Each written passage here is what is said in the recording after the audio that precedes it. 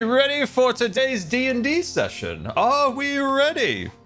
Are we ready to meet up with the others? Because I feel like it is time. It is time to meet up with the others. And with a magical wand and a press of the keys, we will head over to our fellow friends. I don't know why Scar is always pixelated for me. I'm pixelated for me. He's crystal clear right now. Everyone's in high fidelity on my side, so. Did someone say crystals? You're made of crystals for impulse right now, which is the problem. Dude, I don't know why. How we all doing?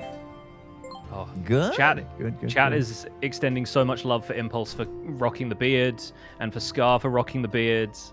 Good beards, guys. I have so much hair in my mouth right now. I don't remember getting this much hair. Oh my god, we got so much in our mouths. I It's ordered insane. horns, but I live in Newfoundland, so it'll be months. Oh my goodness. Ruby's gonna have horns for the finale of whatever. Yeah, it'll be a while. So we got to make sure yeah. Ruby stays alive. Oh That yeah. one. Well, I'll write a new tiefling if he kills me. Yeah, we'll have Ruby's sister that we suddenly learn about pops up. Oh, bro, No, dude they came can't be so sisters. close. She's definitely a giving only child vibes.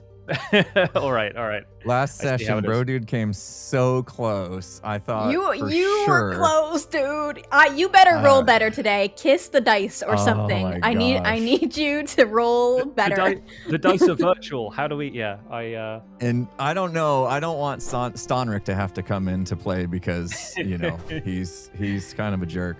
Yeah, we met that dude last time, and Zonric, the yeah, little man with the hand. we like Yeah. bro dude better. Yeah, me too. Me too.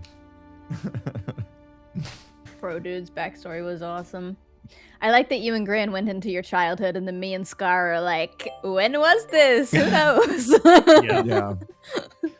Yeah, in my head, like it got further and further away the more with each person. So like Ruby's happened really recently, Max when he was like 15, Bro Dude when he was like 7, and then Mr. Wizard, who knows? And that's my Mr. favorite part Wizard of it. doesn't even know. Yeah. The mystery is so good.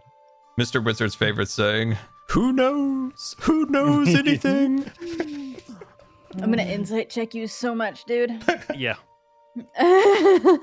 I'm gonna be insight checking Scar by the end of this, I think. The best part is I'm gonna insight check him, and it's gonna be like, well, are you telling the truth? And Scar's gonna be like, oh. Yeah. And I can't confirm or deny anything. Is everything coming through loud and clear? Is everyone hearing the music? Yeah, and other than sounding? Gran, who hates us. Green's still muted. He's talking to his chat. Wait, But then I'm not so last? He's talking to no one, and I'm like, wait, did he forget to go live? And he's just literally talking to his camera. No one's there. No, I'm That would assuming be- he's streaming. Oh yeah, that would be funny though. He just Let's just forgot all to wave start at him. streaming. Oh man. That's not gonna work. He doesn't know how to. He's not gonna. Yeah. Look. I got my fan going. It's super hot here in Arizona today. We have this crazy heat wave. And so I got my fan blowing on me, and like the beard's just like flowing in the wind. Yeah. I feel like there is actually a magic item. I think it's in the Dungeon Master's Guide called a Cloak of Billowing, and all it does is that you can command it to look cool for like 10 minutes.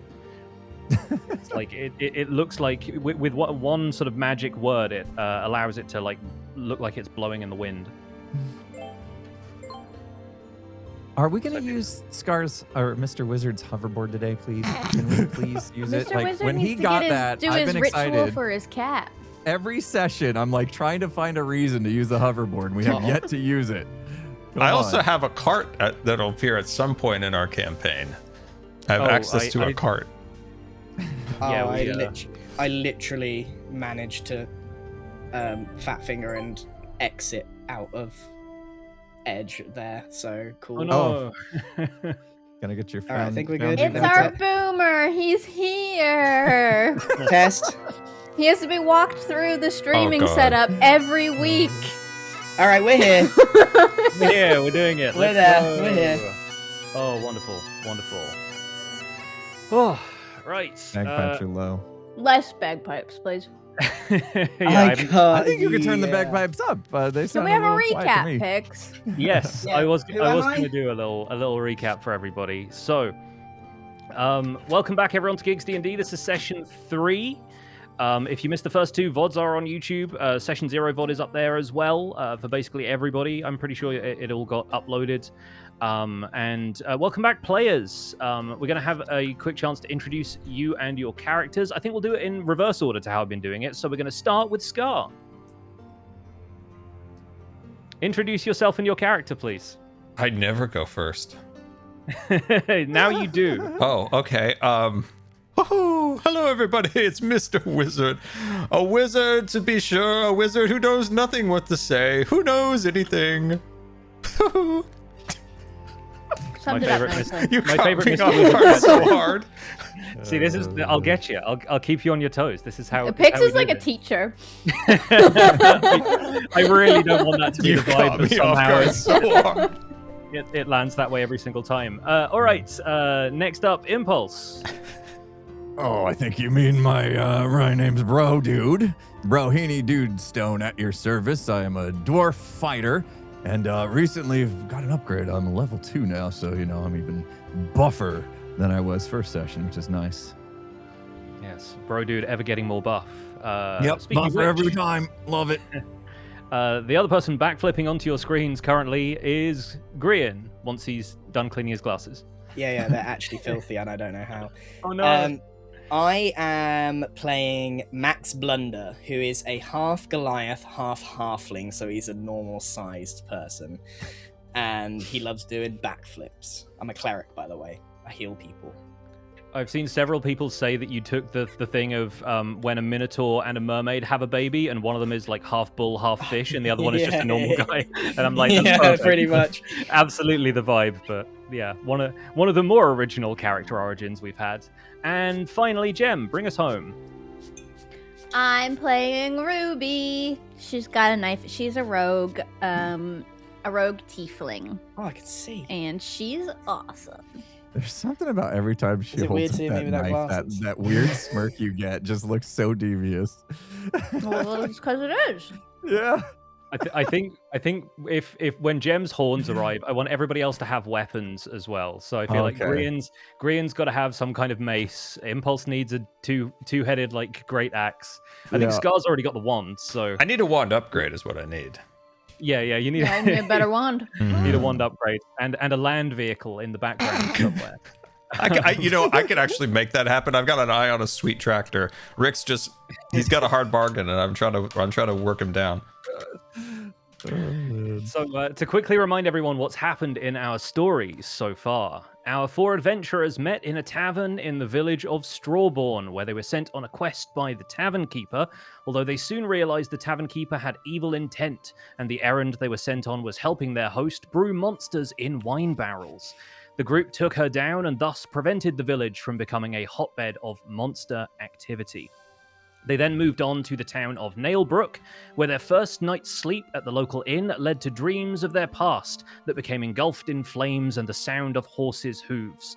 They awoke to find that many others in the town had had similar dreams, and some of them were exhibiting symptoms of fever. After asking the healer and doing a little research in the local archives, our heroes went searching for the tomb of a fabled knight who was buried with his noble steed. There they discovered the local folktales were true as they encountered a nightmare, a dark horse wreathed in flames, and devilish creatures emerging from the smoke it left in its wake. The group fought the nightmare with assistance from the spirit of the horse buried in the tomb, and after defeating it, they took down the coven of cultists who had summoned the fiendish horse using a magical ritual. Returning to the town, they found the townsfolk fever has cleared up, and they settled in for a good meal and a much less disturbed night's sleep. And in an epilogue unknown to our heroes, we saw the nightmare returning to its home in the Nine Hells, where a shadowy figure from Ruby's past may be plotting against our group of adventurers. My bad. And it's Can't all believe you make friends with Ruby's Ruby. fault. Can we run an ad? Ads Yes, are let's- running. Oh, Too let's late. run I had ads. Too one. late. Yeah, mine got impatient. And I it ran during snoozed, that, I snoozed. unfortunately. Well, anyone who hasn't already, run some ads, and we can all take a moment to breathe, stretch if you need to stretch. take a sip of your drinks and Rah. prepare to return to the world we are creating together. I can't take a sip. My beard's too tight. I need to Brock find and Max. the I don't know where he's gone. Look, check behind the sofa. Can't see him, can you? He's in there somewhere. There he is. Is that Max Blunder? Or was that Max Blunder the whole time? How proficient is he, though, in doing backflips? Probably pretty proficient. We'll never know. Wait, Well, he told me once he left gene stains on the wall because he was doing handstands. that's right. But I didn't know this either. So- Yeah, he randomly came Yeah. up to me on Hermitcraft one day and declared that. He must have some really dark genes as well to be leaving stains. Or really dirty jeans. I could imagine him doing something really out of pocket like that in a group setting, just doing a handstand without being prompted or Without- asked to at Without all. consulting anyone first. Yeah. All right. Let's get into today. Do we need to switch to map, or are we good on this one? We will switch to map in just a second, I think. Okay. But for now, some fresh music should be playing. All right. We map? What are we doing? I'm not listening. I wasn't listening.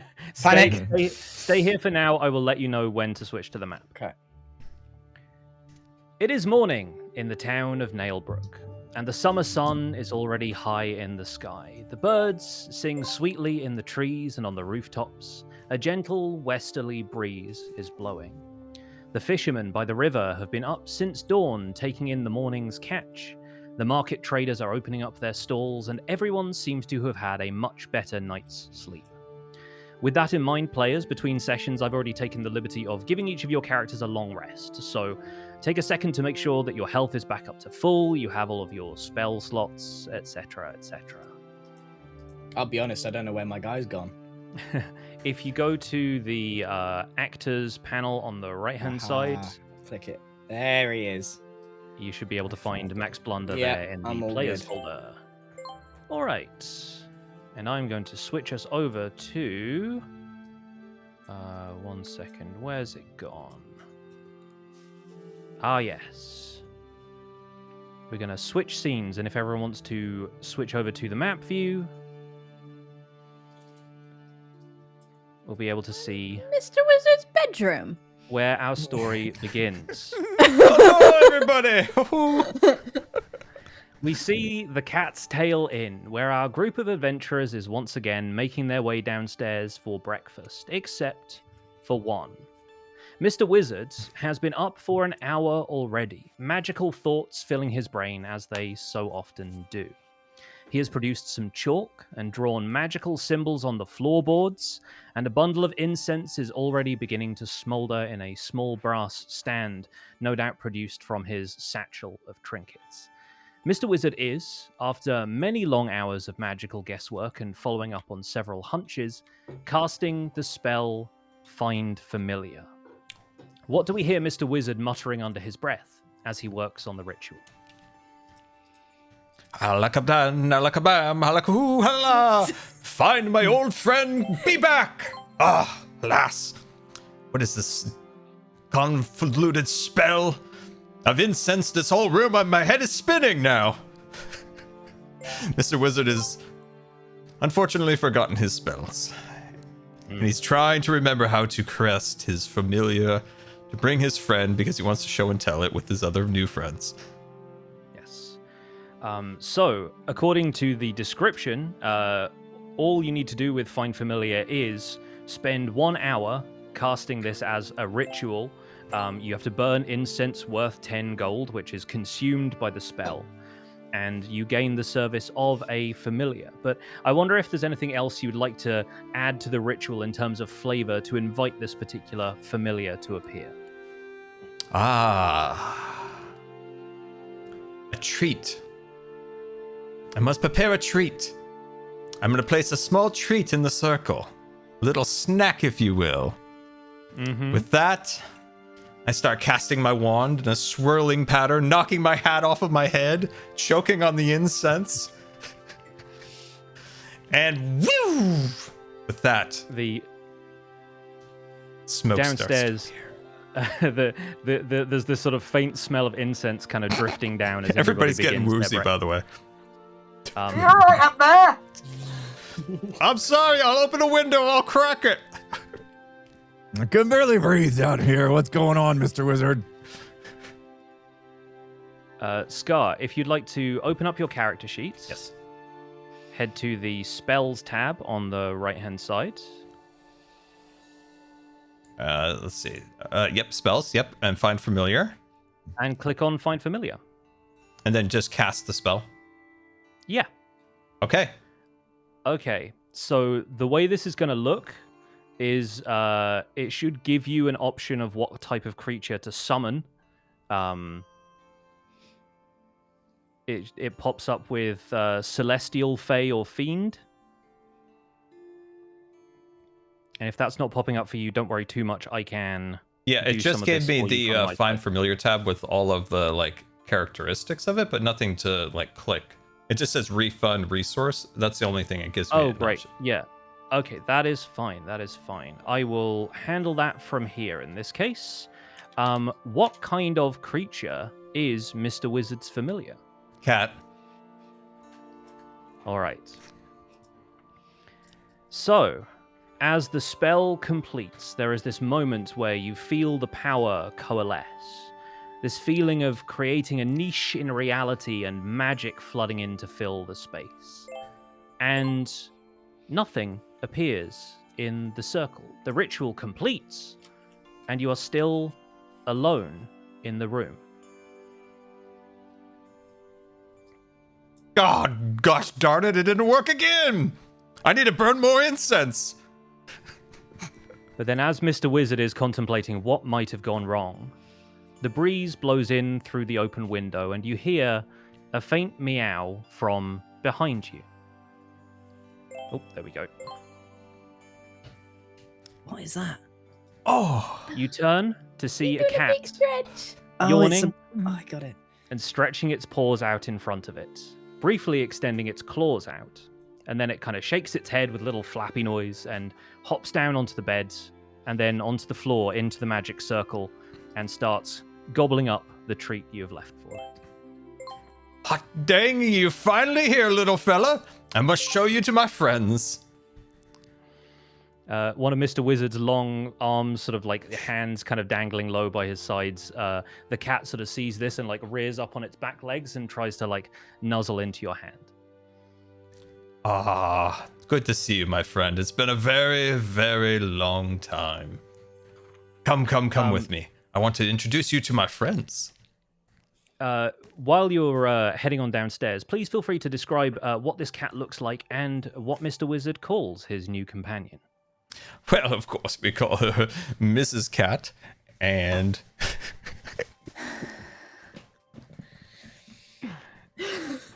Incredible. It's right there. It's right there. Okay, I'm making sure that Mrs. Cat is under your control at this point. So you should now be able to Mrs. Cat- move The cat is married. Mrs. Cat around. I have so much hair in my mouth. Okay. Yes, Mrs. Cat. Come, Mrs. Cat. Mrs. Cat. All right, so What does Mrs. so I Cat can look like, control. Scott? I can control Mrs. Cat now. You can, yeah. What does Okay. Mrs. Cat look like? Mrs. Cat has many different features. Mrs. Cat has little tussles on the top of her ears, like a wildcat, like a caracal. Mrs. Cat also peculiarly, its coat changes with the cast of the light.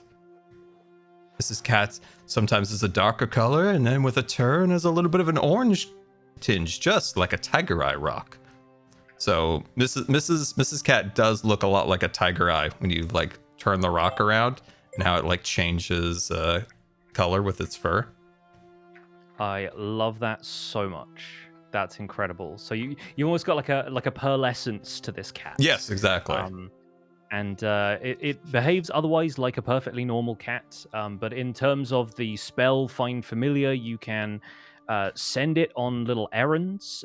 It will basically stay around until you dismiss it. Or if it happens to take damage, it will basically disappear, and you can resummon it later by casting the same ritual.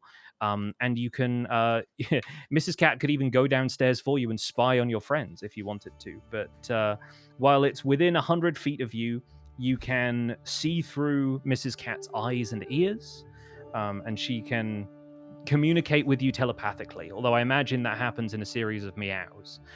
We can decide later whether she has like a voice or if I'm thinking she just kind of improving out this cat because I didn't think about it ahead of time at all. Sure. Really? Are you telling me Mrs. Cat wasn't planned, Sky?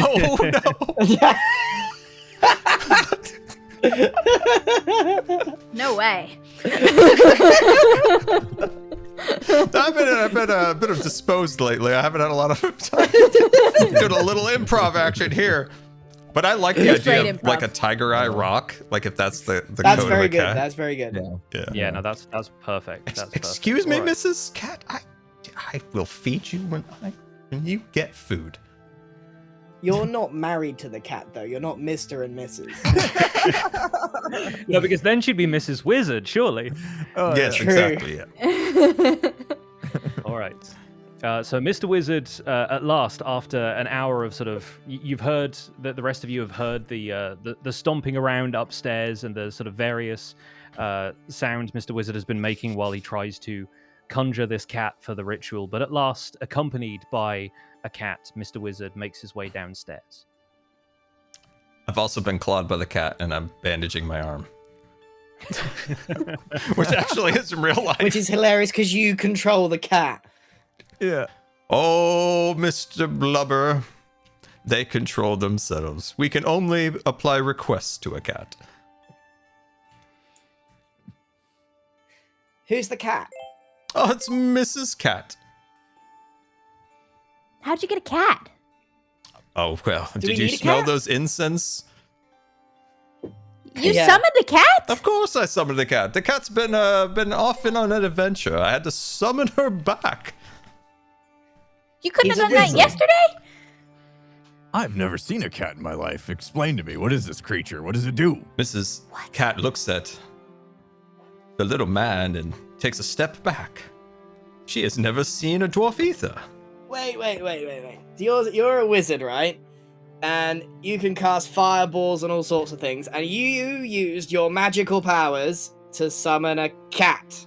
Of course, it's a delightful companion, and a companion that takes care of themselves, unlike other creatures you have to feed. Oh, Can Can the I pet cat? her? Do you control Yes, the you can. cat? I can apply Do you control the requests. cat? I can request the cat to do something, but one can never tell a kitty cat what to do. So, if it just So- to clarify, because I don't want things to get weird, if I scratch the cat, I'm not scratching you. Do you feel it if I scratch the cat? I'm gonna scratch the underside. Do you feel this? There is a slight tingle in the back of my neck, but I would Right, say no. I don't want. I'm not I would touching the say cat. No. I'm not touching the cat. It's the cutest little kitty there ever Fail to was. see how this is Why don't you gonna give it a help us in good- the a good slightest. This pat is on the the back. perfect pet. Can the cat do a backflip? Travis, Miss they can do a backflip. Mrs. Cat, would you prefer to do a backflip? And with a gentle nod, the cat has agreed to do a backflip. All right, I'm going to roll this cat's dexterity. Which is surely good. It's cat. No way it's doing a better backflip than us, Max. Mrs. Cat has a +2 to dexterity. That makes sense. And she gets a 17. It's a pretty good backflip. So Mrs. Cat is If I had four legs, I think could just too. kind of lazily executes a backflip from the table to the bar, where Hal, the innkeeper, who's looking much more lively than he was yesterday, is bringing around some fried potatoes as this cat sort of somersaults back from the bar to the table. We're not having that. Right, That's the I'm up. cutest My cat. turn. We have to keep My it. turn. We're keeping it. There's no way I'm being shown up by a cat. Here we go. Come on, Max. Show him how it's done. Oh dear. And with a 7, Max Blunder, having not yet had his breakfast, is unfortunately able to execute the most perfect of backflips. I think at this point, a 7 means you backflip, but you don't do it in a way that anyone would remember.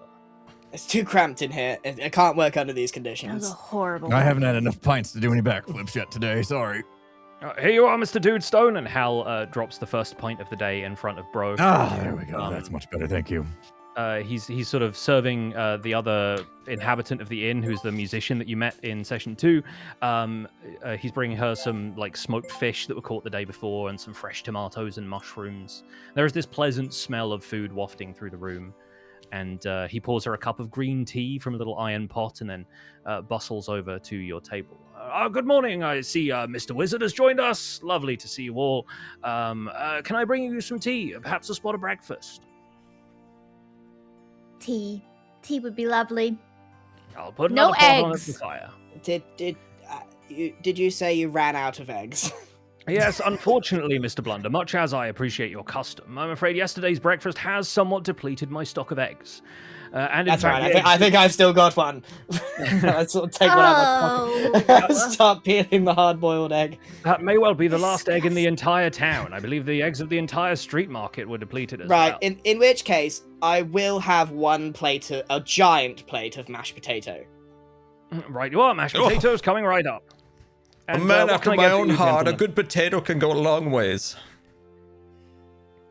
I could Potatoes use for a you plate then. of meat. Any meat you have. And I'll take an will Arnold suffice. Palmer. Who's I Arnold d- Palmer? Not Oh, familiar never with mind. that It's from a particular different gentleman. realm. It's from a different realm. I'll take a tea with a squirt of lemon. Hoo-hoo. Right, you are. I think we have some fresh lemons somewhere. I'll see what I can rustle up. And yeah, he bustles off behind the bar and gets to mashing some potatoes. He brings some tea for Ruby, again from this little iron pot that goes above the fire to steep. And then yeah, comes back with a decent sort of breakfast steak for Brohini Dudestone, a heaping pile of mashed potatoes for Max Blunder. This You is guys delicious. require an odd amount of food. I'm That's looking around. a lot of food. Does anybody want some of this buttery goodness? Oh, I do. Let me get my wand in there. Steak and potatoes. Sounds like a good combo to me. You touch my mashed potato with that thing, and that cat's going out the window. Don't threaten the cat! Oh, excuse It's me. him! He is the cat! The cat is him! No, this is No. not. It's an innocent cat. It's Mrs. Cat. Mrs. Cat narrows her eyes at Max Blunder. Come here, kitty. I'm just petting the kitty. I slap Mr. Wizard's wand out of his hand and then scoop up the mash with my hand and just start. Oh my god. Yeah, because that's better. I'll have you know that I enjoy a clean environment and this wand is very clean. I don't know where you put that thing. I have a bad feeling about this cat. Have you never witnessed the companion of a cat, Mr. No, I have not. I fail to see why this is helpful at all. Are you afraid of cats? No. I think he may be afraid of a kitty. He's afraid of cats! He's afraid of a kitty. Makes my beard itchy. Oh, I'm sure it does. Hal the innkeeper comes back around with a plate of food for Mr. Wizard and gives Mrs. Cat a gentle pet and says, you don't need to be afraid of cats, Mr. Dudestone. They're quite lovely company. They're good luck in some places, I hear. All right, we'll see. I'll give it a chance. Just don't cross her. After all, you're staying at the Cat's Tail Inn. I mean, what more do you need? That's true. I proceed to eat my mashed potatoes we going? with my wand, and it's getting Let's all go over my shopping. beard. Oh, I wanted Max, to go can we go visit the shopping blacksmith. today? Can we do that? I'd love to go shopping, I'm not gonna lie. Let me finish my mash. Max, will you be paying for our wares today? Well, you better be, because I paid for the adventure yesterday. My coffers are empty, I'm afraid. No, I highly doubt that, Max. You're Ruby, definitely the richest why one don't you among take us. a look in his pocket? I could look in his pocket, but I know he's lying already, so I don't need to. Well, somebody needs Right. to pay. All done. chug down some whatever grog is in front of me, and then stand up, squeaky chair. Shopping time. Let's hope that they've got something good to buy. Before you guys head out the door, Hal sees that you're stepping out for the day and says, "Oh, I mean, if you're about your leisure today in the town, I've heard a few rumors lately that well, these are local tales, you understand. But I was thinking about the egg situation, and if local tales are to be believed, there are some pretty spectacular wildfowl to be found in the hills north of town. I remember another party of adventurers came this way, and one of them went into the wilds alone and came back with a huge egg. A single egg, mind you, but it made an omelette fit for a king. It'd be quite the event to make a breakfast like that again. I'm assuming that you're shipping out with the rest of the caravan headed for Mythreach tomorrow. Magic egg? Now, it might be magical for all I know. It certainly made a decent omelette. A caravan? To Mythreach? Tell me more about these eggs. Why are you stuck on the eggs? Well, I'll tell you about the eggs first, but I have to say I confess to know very little. They're giant and blue, perhaps the size of maybe 20 eggs or more in a single shell. Quite remarkable stuff. There was a group of adventurers came through a little while ago. It must have been, I don't know, 3 months maybe, but I expect the creatures are still there. They lay some prodigious eggs up there in the hills. I won't lie to you, group, squad. We have a new top priority, and it's a giant egg. I thought we were going to go shopping.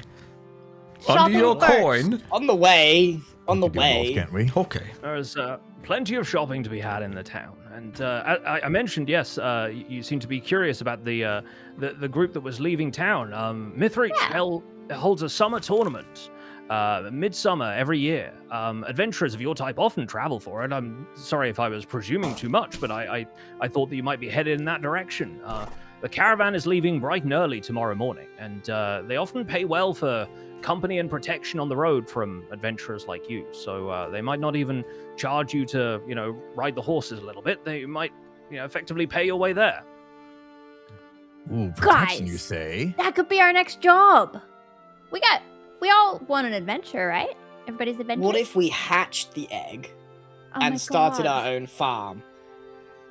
If we got enough eggs and bred these giant chickens, we could become the biggest egg merchants in the land. I Max, are Just you gonna- clear with your goals?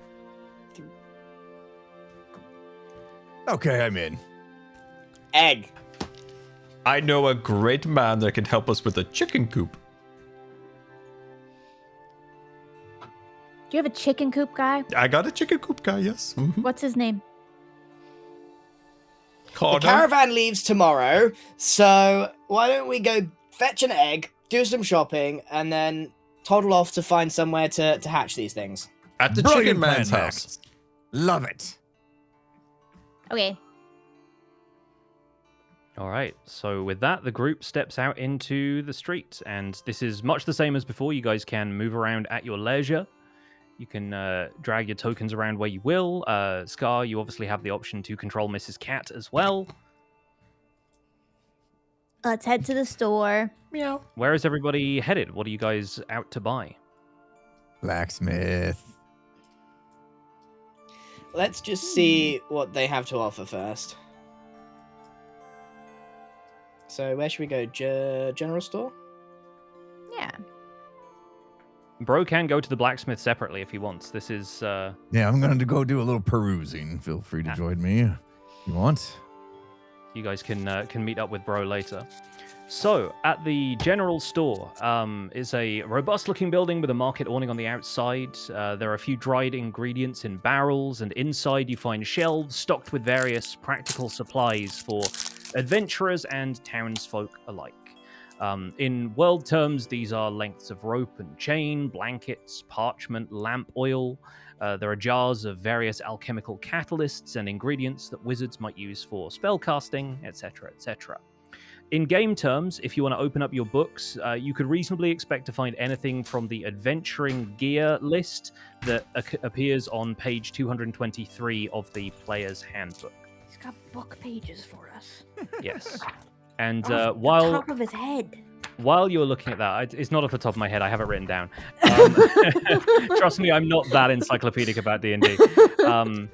But while you guys are having a peruse of the goods at the general store, maybe we can go over to the blacksmith and we can see a little more of Brohini Dudestone.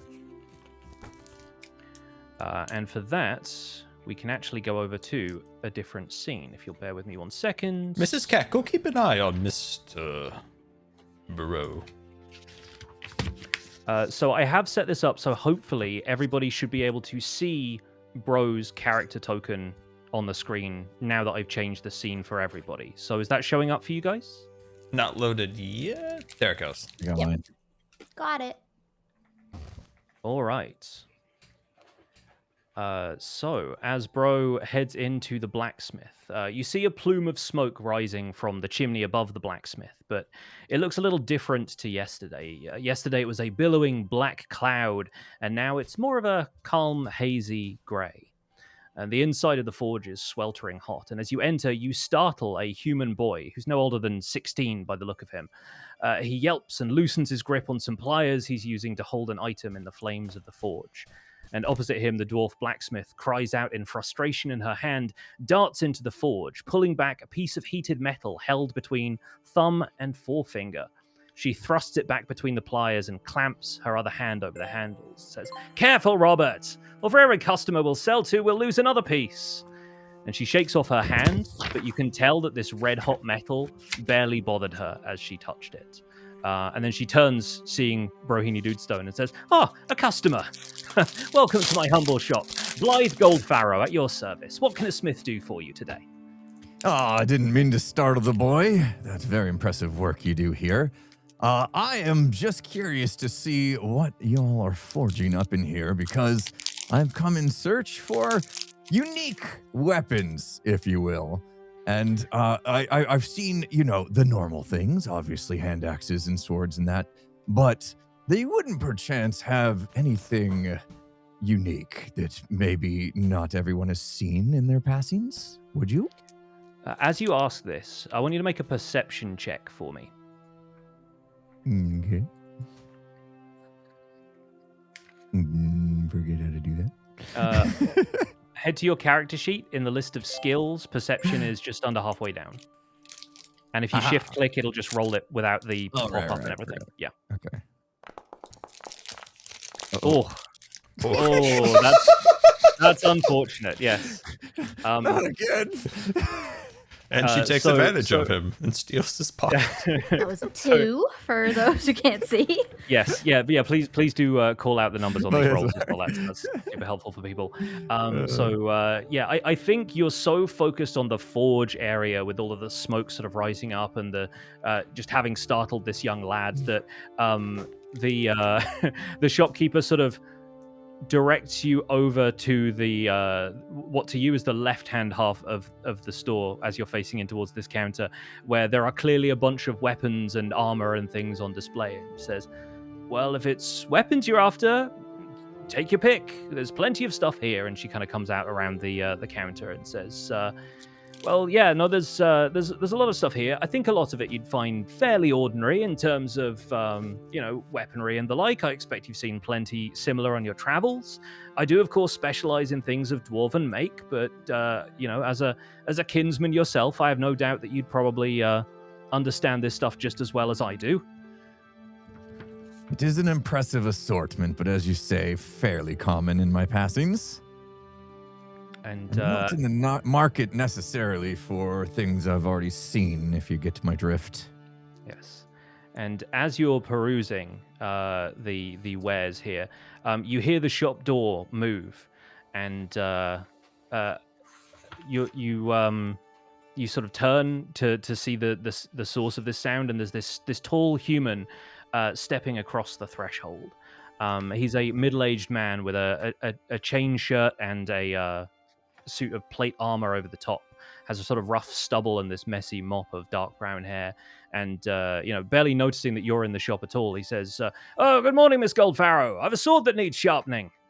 And as he steps a little further into the room, he sees the two of you amid conversation and sort of, my apologies. I'm interrupting you with a kinsman. Should I come back later?" And Blythe, the blacksmith, is already sort of heading over towards him, stepping around the rack of weaponry, and says, "Oh, not have you got work for me now, Sir Alwyn? We're just talking shop." And the knight sort of steps in, seeing Bro Dude, and says, "Oh, wonderful! So you're a smith too, then?" It's ad time. Sorry. It is ad time. It must be other people's ad time if it's my ad time. Mine just rolled. We'll Sorry. leave them on a cliffhanger. Just Okay, pause for a all right. second. I keep thinking the And, blacksmith's just gonna swing on impulse. It pays for the show. Yes, and in the meantime, while people are seeing the ads, I will be able to show you guys another little handout I have for this guy. I'm looking at all the things to How buy. do we, when looking at this adventuring gear, Mhm. how do we know what's in a, I don't know, healer's kit? Turn the page. Cool. Sounds good. It's my favorite bit of instruction to give, really. Yeah. You have to keep reading. Can I put the net over people? Certainly something you could try. Yeah. Oh, look at this art. Yes. That's Thank you so much cool. to Duty. Has been working on some really He cool said stuff for Duty. this session. Yes. They're at Kitsune is I, wherever you can find them. So Okay. a fantastic piece of art for this as yet unnamed stranger, although I think the blacksmith may have mentioned his name.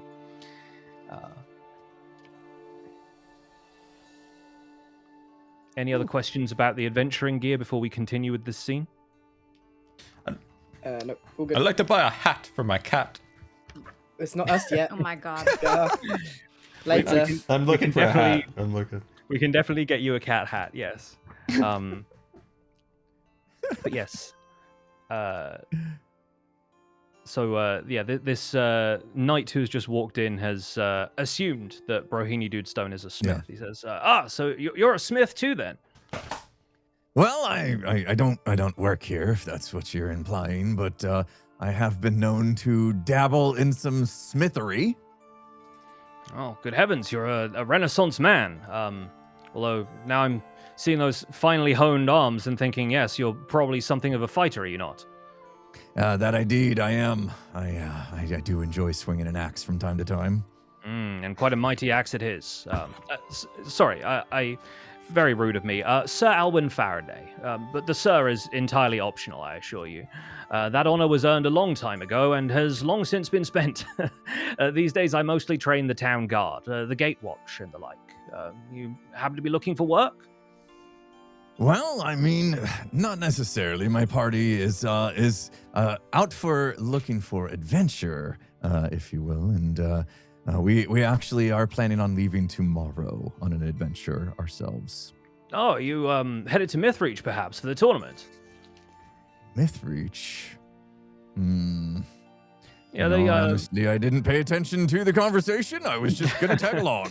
Yes, no, I've had conversations like that myself. Such things, mere details to folk like you and I. And, I was headed that way myself, actually. My business here in town is mostly concluded, and they give me a little time to go and stretch my legs. Speaking of which, I confess it has been a while since I had a real test of my mettle. I don't suppose you'd be interested in perhaps sparring? Oh, I'd always am up for a good fight. I dare say you've had some experience, but I imagine in my advanced years I could teach you a thing or two. Although, forgive me, I've no real read on the lifespan of a dwarf. But to me, you look young and healthy, so I imagine we'll be pretty well matched. Indeed, I would love to. Very well. The practice yard should be free at this hour if you want to accompany me there. All right, let's go. Okay. And with a nod to the blacksmith, and he sort of drops his sword off on the counter, Alwyn gestures to the door, and the two of you leave, and he sort of walks you through town towards the practice yard where the guards train. All right. with that in mind, we're going to conclude this scene here, and we will revisit Bro Dude and Sir Alwyn a little later. But now, back in Nailbrook, or back in the rest of the town, at least, let's check in with the crew who's over at the general store. Mr. Wizard is perusing all of the animal hats, I think. I'm in the animal section looking for a great hat. There's definitely like a pet store sort of section of this. Yeah, there's like, you know, various, like, whether it's wizards, familiars, or just animals that people are bringing with them. Beastmaster rangers often kind of stop through needing treats for a bear or a wolf or something like that. So a cat should be, you know, something they can accommodate, yes. What is everybody else looking for? Does anyone else have anything on the shopping list already that I can help you with? I'm looking at fine clothes. Ruby saw some really nice clothes and she really wants them. Okay, so that'll run you 15 gold pieces according to this. Is that something Ruby wants to cash in? Ruby wants to buy. Fantastic. Can we pretend it's a really nice dress? Oh, we absolutely can, yeah. How do Mr. Wizard and Max react to Ruby walking around with sort of a dress over one arm, being like, I will have this? Seems expensive. I'm not paying any attention at all. I am currently perusing a little glass cabinet with some holy symbols in it, and I'm looking very intently in it. Interesting, okay. I look over at Ruby. Ruby! Wizard! Would you... Dress! Look! Oh, great. That looks fantastic. Ruby, would you mind spotting me 5 gold? Yes, I would mind. Max has all our gold. Oh, that's right. Carry on. Thanks. Max, My what ears you looking pricked at? up. I just pricked my ears pricked up. You're our gold. Sorry. What? Yeah, our gold. Yes, Max, I you'll be just turned- I purchasing a turned back hat and gone. for a cat. I turn to the general store person and Proprietor, say, yeah. Proprietor, I'll have 2 potions of healing, please. Oh, right you are, yes, absolutely. Anything else I can help you find? Expensive. I told you we had all the money. So potions of healing are 50 gold each, so that'll be 100 gold total. Mm-hmm. And a hat for a cat. Do us a deal on the hat for the cat. Sure. Why have you got hats for a cat? Listen, a lot of folk come through town. Everyone has all sorts of needs, and I'm here to cater to those.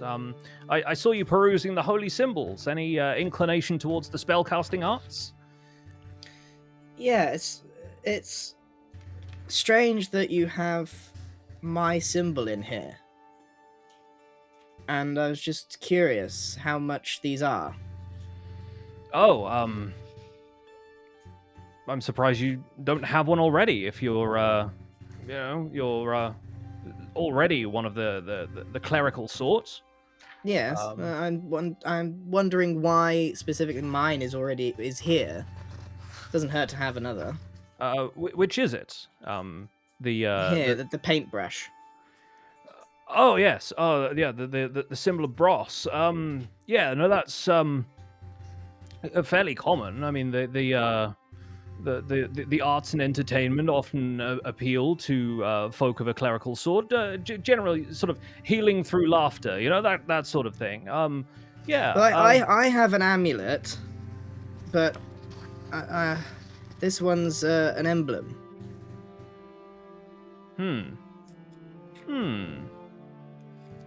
Right, you are. Well, if you want the paintbrush amulet, that'll be it's 5 gold pieces. Pretty standard going rate for a holy symbol of that sort. He has so much money. How much money do you have, Mr. Blumber? You can have 10 gold each. Oh, it's a generous. Really? That might be the nicest 10. thing he's ever done. Considering how much gold I think Max has, he's handing out pocket money at this stage. But yes, if you want to subtract 20 gold from your your inventory. If anyone needs yeah, a I'll throw them reminder the on how to do coin. that. Yeah, I got it. I'm just going to make it what I would spend on the dress. Sure thing. Okay. Mm-mm. I noticed we could buy an airship. What? Where? What? What? There's a sign not over here. There's a book here talking about it's an airship salesman here. Do you see an airship round here, wizard? I don't think even the folks at the Carriage Works have that kind of technology on display. You'd rather consult the gnomish artificers at Mythreach for that kind of thing. Are you done shopping, Max? There's, Can I? 2 health potions, 1 holy symbol, 105 gold pieces so far. And a cat hat. And the hat, I think we can. Honestly, we've had a hard time moving them from the shelves. We can throw that one in for free. Oh, The dress, however, 15 gold. Here you go. I want a jug. So when it says emblem, it says born on fabric. Is this something I can like put on my cape or something? It'd be like a patch of some kind, yeah, I guess, or like a yeah, some sort of design that you could stitch into something. Or alternatively, it says on a shield. So yeah, you could like emblazon it on have a shield. shield. But no, no, you do. I'm pretty sure you do. Do I? Really? Yeah. Yeah, it's in I there. It's do. in your inventory. Oh, sick! I might put it on my shield. I love the fact that it could be a shield or fabric. Like those two are interchangeable. Yeah. I mean, it's. I feel like it's. Imagine like the difference between like an iron-on patch or like a vinyl decal is sort of the difference. I think. All right. I'll take the emblem. Right, you are. Yes. Then that'll be 5 gold. That's 105 for me with the 2. Yes. And So I've got 15 for the dress, and we're throwing in a little beanie for the cat. I have now 6 gold to my name. It's my first dress. This is so exciting. I'm not going to put it on yet because we're going after eggs and I can't risk it. What kind of hat does Mrs. Cat have? Scar. I said a beanie. I was mostly joking. I apologize. I was muted. Our good friend George is tending to his lawn. Grass for you, magical folk. I think the hat is like a witch's hat, kind of like a little spirally. Love it. Yes. Yeah. No. Perfect. And Mr. Wizard would also like a crowbar. Okay. Cool. Of all of the wizard things on this list. Yeah. So that's an Did you additional. read the list, Scar? Did you see how many useful things there could be? Could you tell me, because I think I lost the page a while back. 223. I do love the fact that Mr. Wizard just wants a crowbar. I think that's perfect. That's insane. The shopkeeper says, all this talk of airships has got my mind racing, I tell you. Should I go into the airship business? Is that really something that folk I do like you seem often in come more through? demand than cat hats, or actually in the same demand from the same man. Well, yes, you seem like quite a unique customer, but I've had many I folk wouldn't through get these into doors. any business based on him. He's a bit like the wind. Mr. Comes and Blubber, if goes. you recommend any other objects, I quite enjoy this crowbar. Could you imagine the places we could get into with it? Or if there's an evil toad appears, we could squash it on its head. A crowbar Well- won you 2 gold, by the way. How much gold have you got, Scar? I have... Is it 25? Yeah, I have 25 gold. You should buy a lamp because you're always blind. Oh, I just cast Mr. Blunder as a light That's of true, our you could lives. just cast. There's I don't know how useful it is, but there's arcane focuses. I'm going to stick to the Picks, crowbar. what are Mr. Wizard does have his arcane focus. He's got his wand. I think that's okay. what he's using to cast the spells. He did drop it on the floor. but when he's able to pick it up again, I think that's Max batting it out of your hand. I think it automatically returns to Mr. Wizard's hand every so often, like a lightsaber using the Force. Should we buy something for the small man? No, he's got his own gold. I'll get it. Right, and one map, please. Can he you read want it? a map? Map of the realm. Right, that'll be a single gold piece. There we are. Right, down to 5. Right, we're done here. This is for food. Do we need to add this to our inventory, or are you going to do that? I will do that for you. So to recap, we have 2 potions of healing going to Max. Let me quickly find that in potion. There we go. We've got 2 of them. 1, 2. Great. We have a map. When it says 2d4, Yes. is that 2 times your dice plus 4? D4 is the 4-sided dice. Ah, It looks like you- it would hurt. 2 of those. 2 of those, basically, yeah. So So it maximum could, 8. And lowest 2. Plus 2, Yeah. it says. Okay, so the Yeah, lowest plus it could 2, be is so- 4. Yes. Okay. And the the highest maximum would it be could 10. be is 12. Okay. Yeah. 12. Yeah, 10, yeah. Okay, All right. makes sense. I think potion of healing is a good idea. I'm so happy with my dress. It's lovely. Can I go to the jeweler?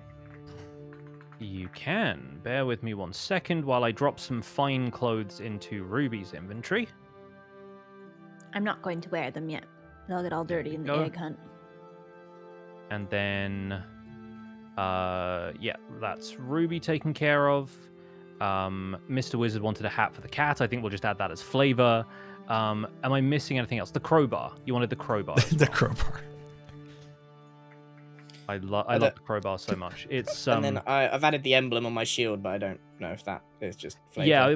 Again, we'll just kind of flavor that in. But yeah, good that you have a holy symbol on your shield. That's very, very nice. Okay, fantastic. So Ruby splits off from the party and heads to the jailer. The jeweler. Sorry, Very the jeweler, different. the jailer. Yeah. So yeah, I think Brohini Dudestone has already left the blacksmith. So at this point, Bro is sort of out of the picture.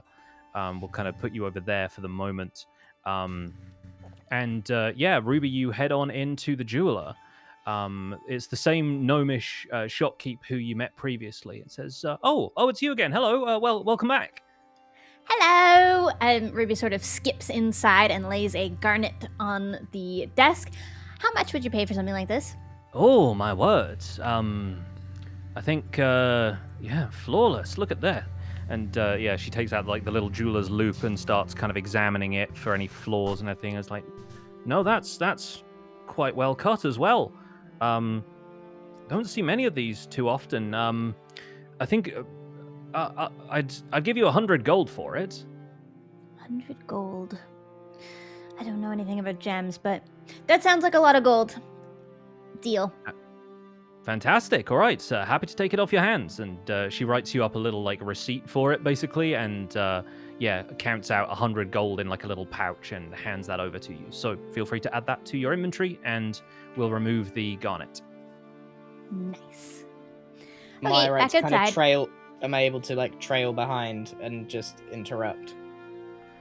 Max, as you head out to the river, as you're sort of walking along the river, you hear from just beyond the wall, just kind of like down where the level of the river is probably like a little bit lower. There's like a 6-foot wall and then the river.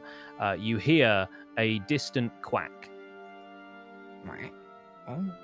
Oh, by under the bridge, or Sort of, yeah, a little bit further back down the path, you sort of hear this sort of echoing like. okay, I sort of turn and immediately lock eyes with a rather strange-looking duck. Yes. I will drag the duck into play here. Give me 1 second.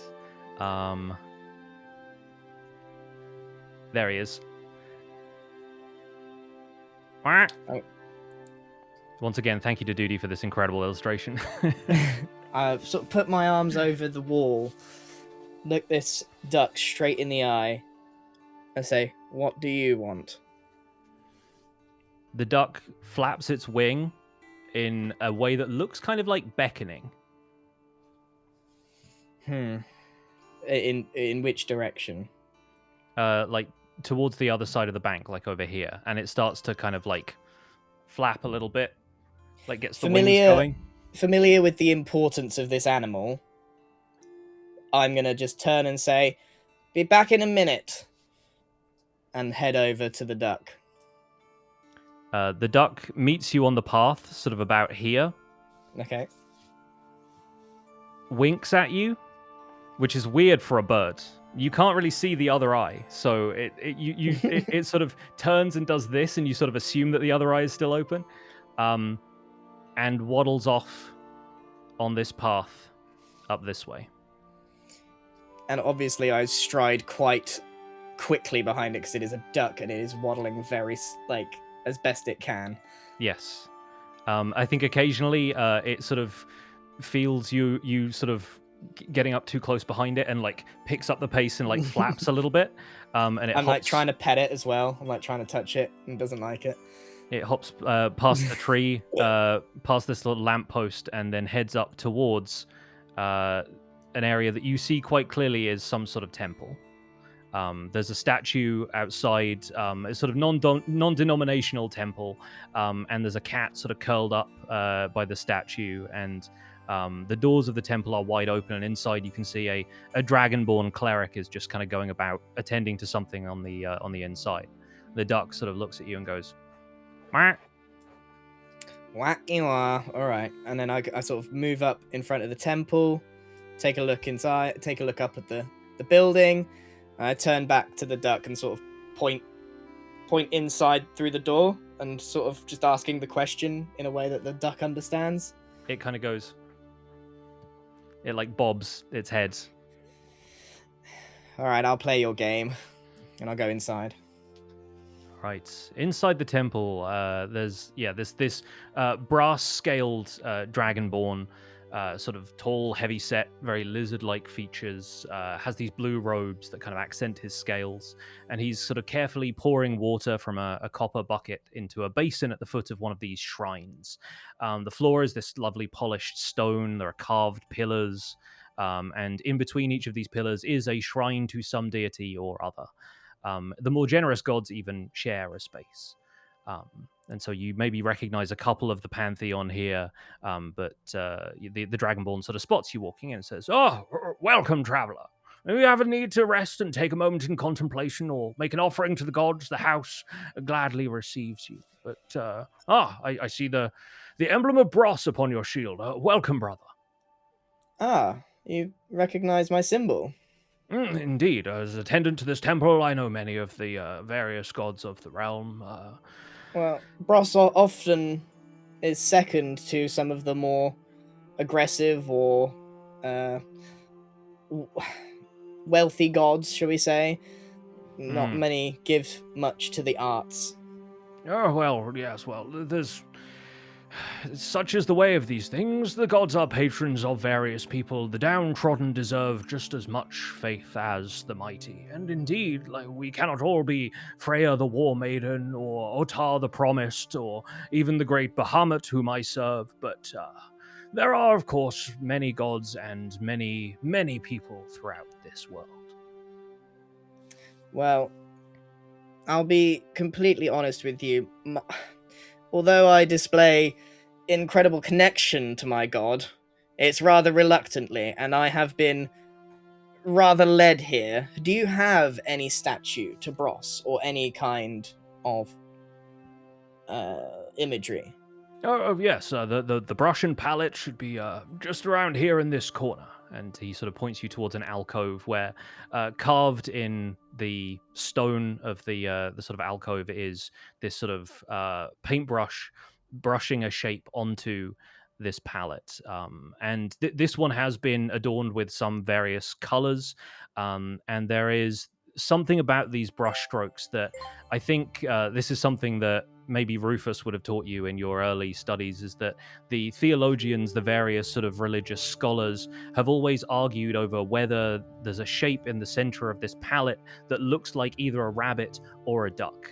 And this is part of like a schism in the followers of Bros for a while. Nobody could decide whether it was the rabbit or whether it was the duck. But, eventually it was all sort of patched up and everyone sort of decided they were arguing over very little. But the palette and brush is quite often the symbol of Bros in shrines such as this.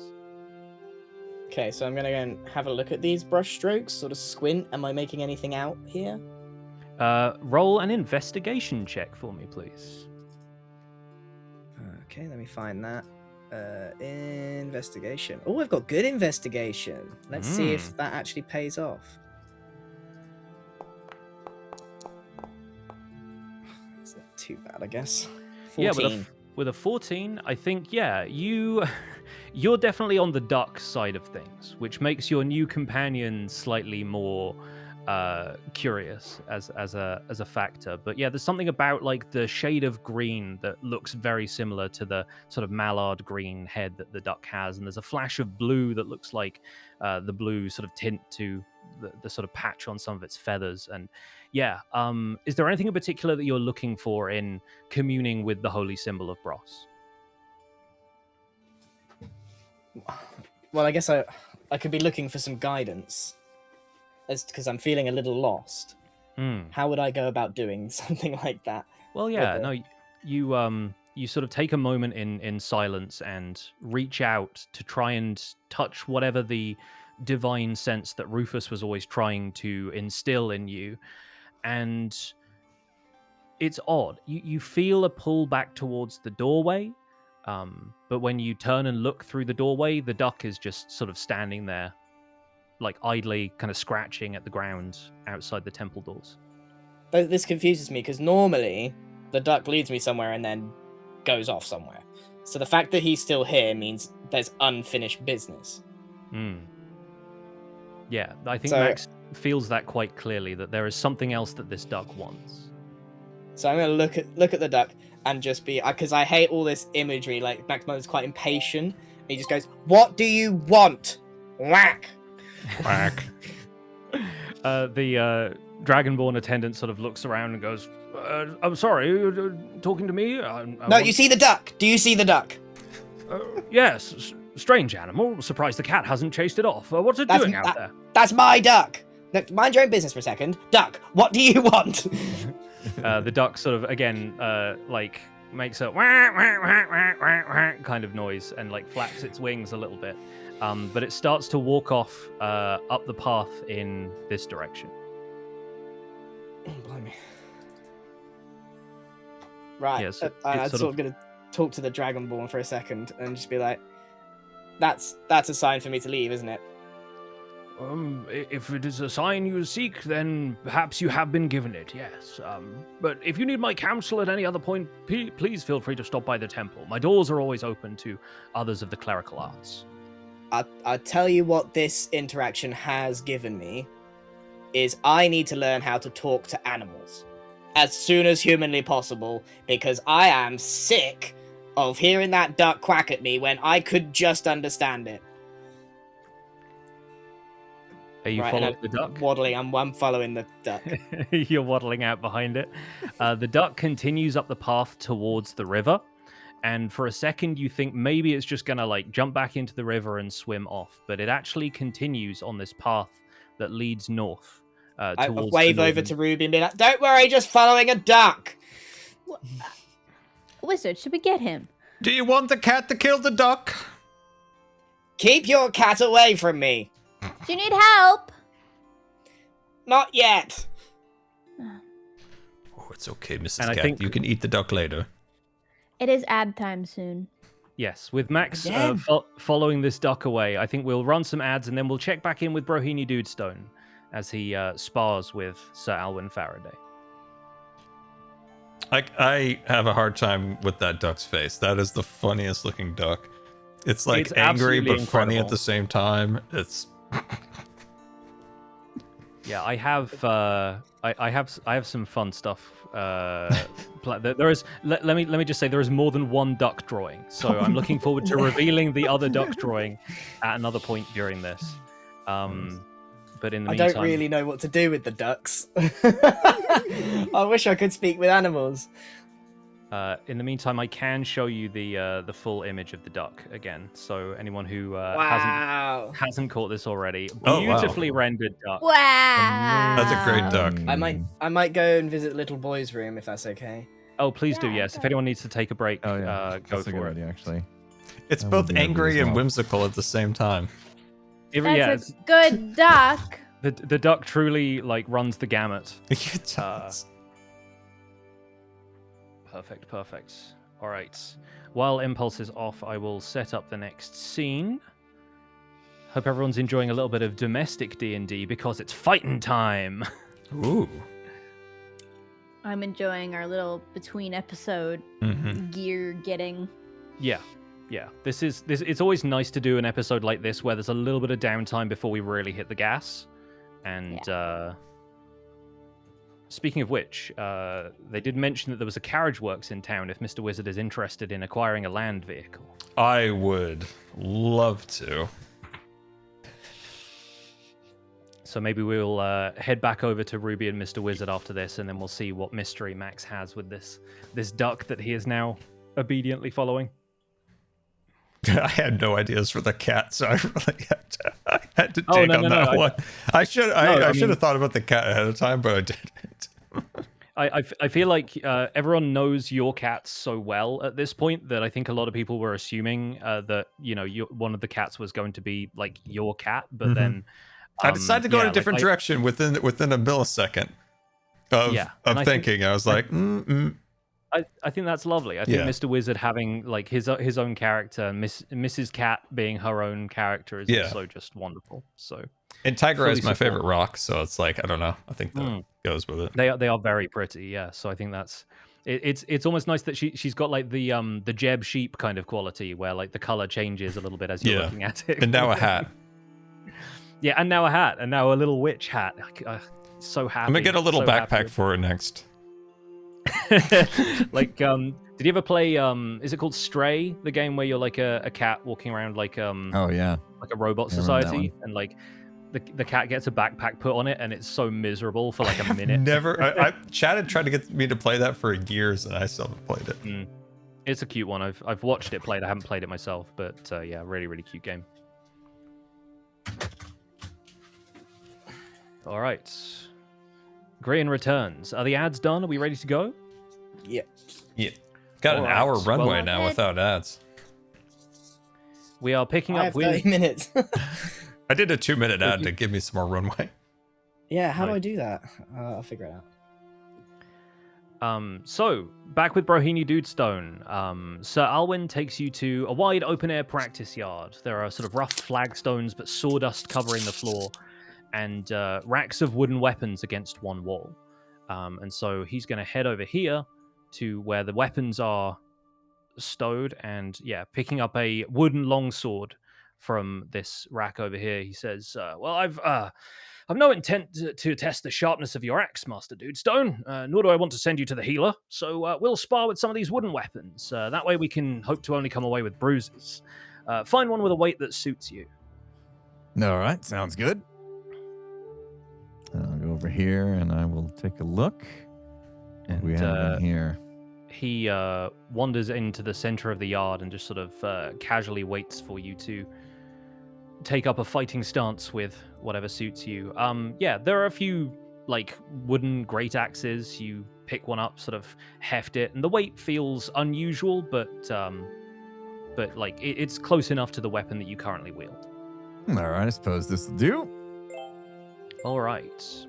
I actually have a couple of wooden swords made up that we are going to use for the combat. So I'm going to drag that into your inventory, and I'll take the liberty of quickly equipping that for you. This is only going to do 1d4 damage instead of 1d12, mostly because I don't want you to actually kill this guy. But he is going to equip a wooden longsword. Okay. Creating an ice cream cone of someone. It's not my segment. He's got a cornetto, bless him. Sorry, am I distracting? I'll just go. No, you're good. You're good. No, it just caught me off guard. That was so funny. I was just wondering what Scar was laughing about. All right, and having created an encounter, we're going to roll initiative. Okay. So I'll roll that for Alwyn. Oh, he got a 16. All right. You remember where to find initiative? I gotta remember. Is that the INT at the top? It's the initiative is Oh, it's that. underneath your Okay. armor class. Yeah, it's right there. I got it. Here we go. Rolling a. I thought it was going to be a 1 again. Ooh. 13. And it turns to be +2, 15. For a total of 15. So he goes just before you.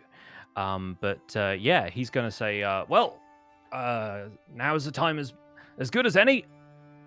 How about you? And he swings at you with his wooden longswords.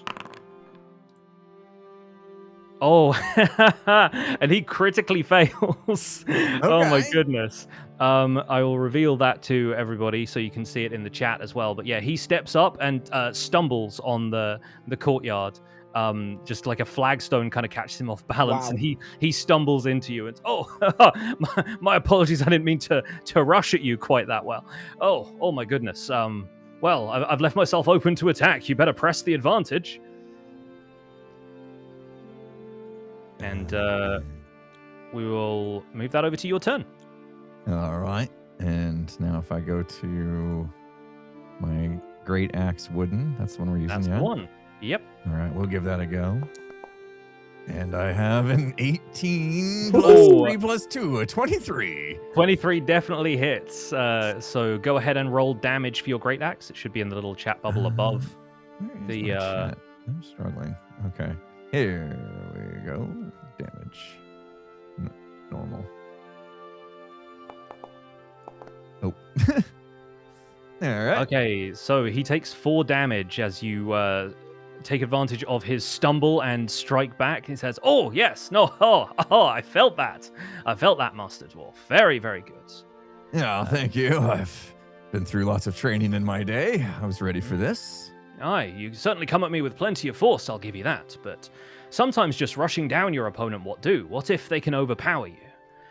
The trick is to plant your feet right. Some evasive footwork often makes the difference between leaving yourself open and getting away.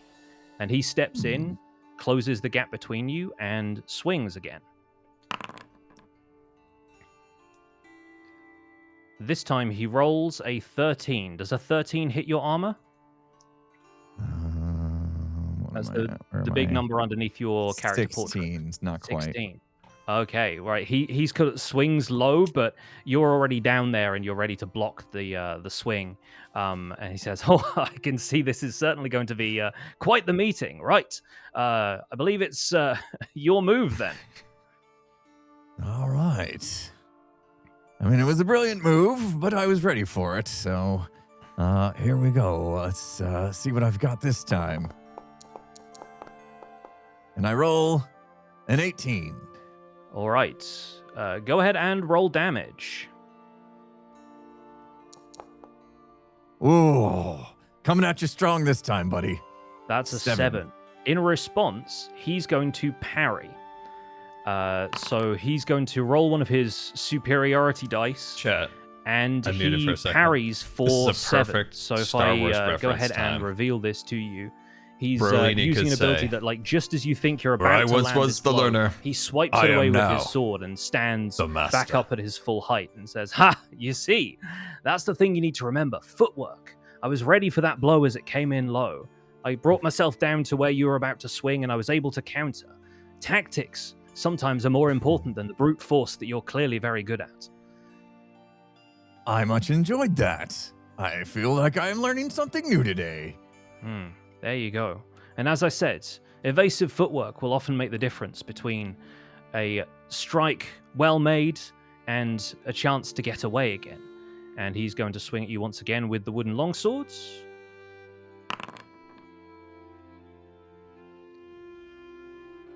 And as he does so, he's going to use evasive footwork as well. And so with that, he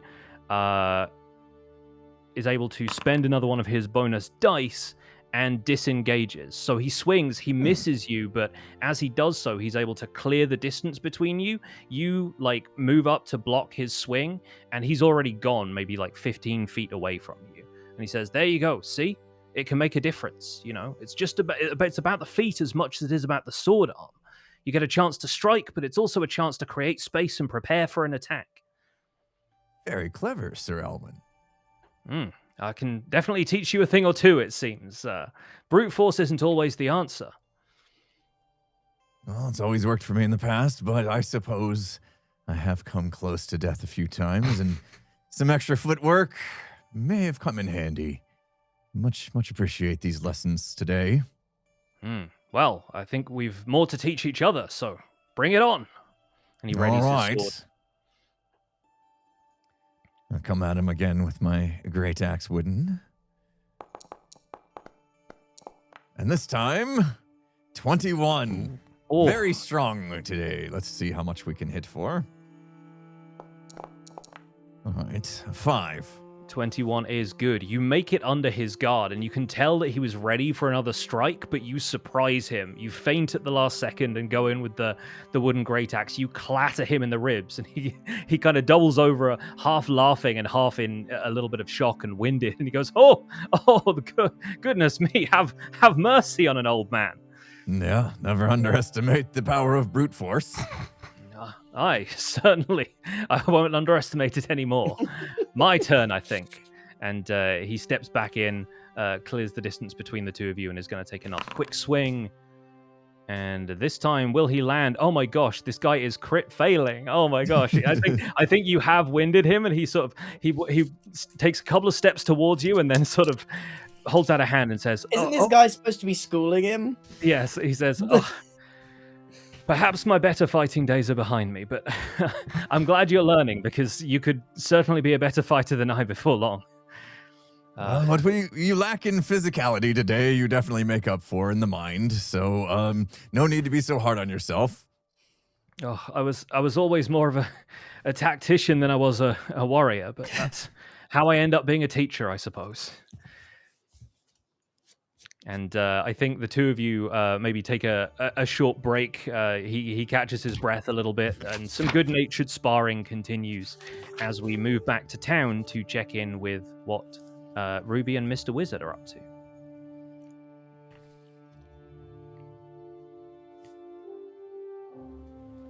We find Wizard? Ruby having just visited the jeweler, and Mr. Wizard and Mrs. Cat enjoying the sound of the river. Mrs. Cat just fished out a fish.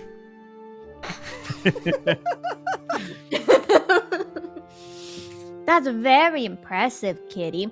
Wizard, I have a lot of money now, but Max is chasing after a duck. I'm kind of worried about it. I did see him chasing a duck. I told him Mrs. Kitty would have taken it down, but he didn't bite on that. Should we sneakily follow, or do you have something else you need to do? I'd like to buy an airship.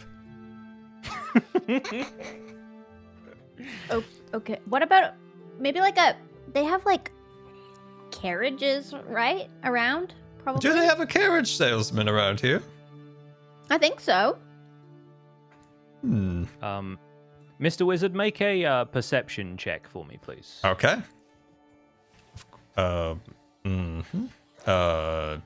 Yes. Oh, actually click the right one. It's a normal, correct? That'd be a normal roll, yes. Okay, here we go. I'm rolling. A 13. For 17 total, very good. Yeah, you have seen a carriage works in town, the kind of place that would specialize in the fashioning of carriages, carts, and land vehicles of various sorts. I see it. Ruby! Yes, Wizard. Use your little legs. We're going on an adventure. Okay. It's this way. I can sense a carriage at 1,000 clicks. Is it? Okay. Clicks. Yeah. So south of the Cat's Tail Inn, Mr. Wizard. Whoops, I'm going the makes a wrong way. Max will be fine without us, right? Max will be fine. Oh, The it's wind just a came duck. up. He can handle himself with a duck. Yeah, he would say something if he wanted us to come with us. Right? He would scream. Okay. So Mr. Wizard, Ruby, and Mrs. Cat all make their way over to the Carriage Works, which is honestly one of the nicest buildings in this region of town. It is this fine-looking civic building. It has this porch lined with pillars in like a colonnade, and there's this sturdy wooden cartwheel suspended in the middle, which I think Mr. Wizard would notice as a wheel of pretty excellent quality. As an expert on all things wheels, this is a great place, Ruby. Probably owned by Mr. Cogsworth himself, if I wasn't mistaken. Cogsworth? Oh yes, great carriage salesman. Have you owned a carriage before? Yes, at one time I did. It's at the bottom of the Great Lake. Oh. I'm sure that won't happen a second time. Well, Go that's on, actually get my carriage. fourth. The other one's down in the river, and the other one's down a volcano, and one got launched into the outer realm above us. Are you sure you want a carriage? Oh, I'd love a new one. Okay. Knock, Is knock, Ruby anybody going home? To, is Ruby going to accompany Mr. Wizard into the carriage I'll works? accompany the wizard. Okay, wonderful. In that case, we'll move you over to the carriage works, and I'll make sure to add Ruby and Mrs. Cat into the scene. So the inside of the carriage works is just as grand as the outside. There's this lovely tile floor as you enter, and a massive emblem embedded into the floor of various like cogs and cart wheels and various like logo of the carriage works here at Nailbrook. There are various attendants. One of them sort of steps out from behind this desk and comes to greet you as you enter. He says, "Oh, hello, welcome to the carriage works. My name is Pillsbury. I'm the coach master here. What do we owe the pleasure of your visit?" Oh, I knew a Pillsbury in another realm. Oh, he was a funny fellow if you pinched him in the stomach. Anyway, we are here and inquiring of a great carriage. We need a carriage that can carry both a stout man, a man who likes to do backflips, a cat, and this little lady over here. Wonderful person. Yes. Do you have such a Can we beautiful... get the red one? Ooh. And you see, further in, there are lots of carriages on display, sort of on various trestles and stands, as though sort of trophies have been arranged. The finest carriages that the Carriage Works offers commercially. And Pillsbury says, "Well, yes, these are our standard models. There's a slightly sturdier iron version, of course, but much heavier, more for carrying loads from the mines and that sort of thing. But for personnel transport, of course, these are they'll do for people much as they will do for supplies and the like. But we've various covered wagons as well, if you'd like to step through to the workshop." Oh, I'd love to see your covered wagons. Now, what kind of wood are we working with today? Only the finest oak from the courtesan local or Nailbrook. stripsan? Plainsan? There's a courtesan here and there, and we have a little Nailbrook pine from up in the hills as well. You mixed pine with oak? Oh, we What do you never think, I'm a mixed. fool? No. I'll let me take a solid No. oak. Of course not. The pine is its own model, you see. The Nailbrook pine is quite sturdy, we have found. When treated well, of course, with the right stain and everything applied to it, it's very, very hard wearing on these roads, especially with the Northern Pass obviously being the majority of the travel from here. You are ushered around the showroom. There's a sort of step into my office kind of moment. Ruby, don't let him Yes, trick Wizard. you. Pine is not a sturdy wood. We're looking for courtesan white oak. We'll take nothing less. Do you have enough money for this? You'll see me work my magic. And Dang. Ruby sort of follows along as Mr. Wizard is brought around, and some wheeling and dealing happens. Various models of cart are shown to you. There are some with like cover and half cover and like a sheltered spot for the rider, and the attendant is very keen to show you all of the carriages under construction and the sort of various teams of artisans like gnomish and human all sort of working on the various bits and fastenings and tinkerings that happen with some of the sturdier carriages. And Cool. Eventually Pillsbury says, well, if you'd like to step through to our office here, I can talk you through a list of prices if you're interested in purchasing one. Of course. I'd love to get a turret on top of these. Put a nice big crossbow on top. Oh, it'd be wonderful. Well, I think a crossbow would certainly be. Are you looking for siege weaponry? Perhaps you've come He's to kidding. somewhat the wrong place. Just a carriage. Right you are. Right you are. I'm not familiar with this. Forgive me. I take this so seriously often when He's got a strange sense of humor, this wizard, but he does want a carriage. Oh, what a great carriage. I want a carriage when people see us coming, they take note. Well, absolutely. Well, then you'd probably want a covered wagon. It certainly makes a good impression. You can do what you want with designs on the tarpaulin and so forth. I don't like getting wet, so a covered wagon is a must. Absolutely, and certainly has enough load to carry your companions. As you said, you were traveling with many, not just the young lady here and the. Where's the cat got to? I don't know where Mrs. Cat has gone to. I even had two other companions that are gone, and apparently there was a duck involved at one point. Well, We're quite the party. Sounds like you keep some interesting company. Well, let me talk you through our price list. A covered wagon would be the standard model would be 45 gold pieces, 55 if you want the deluxe model. Of course. And that comes with all of the extra trimmings, and we can embroider whatever design you wish upon the side and everything. Then you'll be after some sort of pack beast to drive it, presuming your cat is perhaps a little small for the job. A donkey or a mule would cost you 8 gold pieces.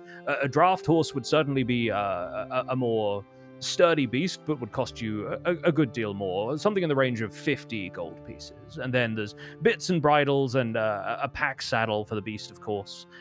So you're looking at somewhere in the range of 100 to 105 gold pieces if you want a draft horse and the deluxe model cart. Oh, we want the deluxe model and the draft horse, of course, and maybe throw in a cat scratching post in the back. Oh, well, I'm sure we have some odds and ends of wood that will no doubt amuse the cat. Yes. That'll be so 105. If you're willing to sign that off, we'd be happy to furnish you with a cart. When do you need it for? We need it immediately. We need it for tomorrow. Oh, for tomorrow. Oh, you must be leaving with the Mythreach caravan, right? Yes. Well, yes. No. Yeah, something about an egg. We're on a quest for an egg or something, or a duck egg or something. We're going to Mythreach. All right, you are. Well, yes, no, this will be an eye-catching caravan on your travels, I'm sure. And he starts sort of drafting up various ledgers and things. Hold on. Since this is such an important deal, and we're going on such an important mission, couldn't you strike a deal for us? Can I do can I roll anything to get like a super deal? You can certainly try and make a persuasion check. What are you trying to throw in? Like, how are you sweetening the pot for this deal? It's a good question. I want to get this for nearly free. That's gonna be a pretty high roll. But yeah, like how are you trying to persuade Pillsbury that he should give you this wagon? We did save the town, Scar. Use that. Yeah, good. Yep. Okay, I'll do the towns, and we saved the town from the fever chills and the horse. So it could be paying us back for all the deeds that we did for the town. All right. So yeah, you start to explain this. As you're explaining that you're actually the saviors of the town. Roll me a persuasion check, please. Okay, persuasion. Oh wait, where is it? Oh, persuasion. Oh my god, I had my key on it. Okay, normal roll. Okay, throwing that. Oh dear. That's an 8. An 8, yeah. He says, well, this all sounds like quite the tall tale, to be honest with you. And, you know, I admit that there is some ring of truth to it. We all had these sort of odd dreams and feverish feelings, but it's just a passing fancy. These things sweep through the town. No. I couldn't possibly allow that to factor into this. I mean, I've a business to run here, you understand. And yes, frankly, I think there's very little else I can do. If you don't have the coin, I'm afraid we can't offer it for anything less. Unless you want to downgrade the covered wagon, at which point you'd be paying maybe 10 gold fewer, so something in the region of 95, perhaps. What if I threw in a fine dress? Ruby, hand over your dress. No, what? That's not part of the... Absolutely not. I'm certainly not going to barter for the young lady's dress. This is not that kind of establishment. Please, show some decency in this place. This is Wizard. a house of heritage. Well, oh, jeez. Oh, golly gee. How much money do we have with the pair of us? Oh, golly. Wizard, I am not contributing to this wedding. I only have 25 gold. Why did we come here? That'll barely buy you a donkey in these parts, I'm afraid. Although an open cart I could let go for maybe 15 gold, and perhaps you could find somebody to sell. No, I think maybe we have a mule that we can let go for 8 gold, so that would come to 23 total. Wizard. Yes? What if we go follow Max up into the woods and we go get those eggs? Maybe the eggs will sell for gold if they're really big eggs. And then you could afford the wagon. That's a great plan. That's a great plan. I quickly turn just for fun and I poke Pillsbury in the stomach and he goes, hoo-hoo, and then we off. Any more persuasion checks against Pillsbury will now be rolled with disadvantage, and you guys head out of the carriage works. All right, we are Thank going you, to. Pills guy. Well, I shall keep this paperwork on hold in case you return for later. We will. And yeah, you guys make your way out of the carriage works. Why'd you poke it? It's a Pillsbury Doughboy thing, and it's such a weird reference to people from the UK who don't get it. So Max, we're gonna head over to Max, because the duck leads you out of town, and you head up through this forest, sort of obediently following this duck as it sort of goes. It's sort of hopping from rock to rock and occasionally kind of fluttering up into the trees. Does a backflip? It might occasionally do a backflip. I'm gonna pause here we do have for an a ad second. soon. Yes. I'll get through this bit of description and then we'll resolve what happens next. But yeah, after you've been walking for about maybe 30 minutes or so, you're sort of outside of town. You can distantly see the town wall. You start to see like a couple of little rubbly structures by the side of the path, and there are these statues, some of which seem to be kind of like pointing in the direction that the duck seems to want you to go. And after maybe 10-15 minutes more walking on this sort of rough forest path, it widens into a clearing where there are actually a few overgrown flagstones sunk into the ground. There are these like weeds and brambles growing up from them. And there are a few standing stones, a few large slabs that look like they've fallen. They're perhaps the pillars of some sort of disused shrine. And a few more of these statues are posed nearby, and a lot of them look kind of quite detailed in their carvings. They have sort of simple clothing, like common folk. And amid this pile of rubble in the center of this glade is a massive tangle of twigs and shrubbery laid in the fashion of an enormous bird's nest. And from where you're standing, you can just about make out the rounded edge of a large blue-gray egg, speckled with spots of brown. And I think we'll run the ad there. All right.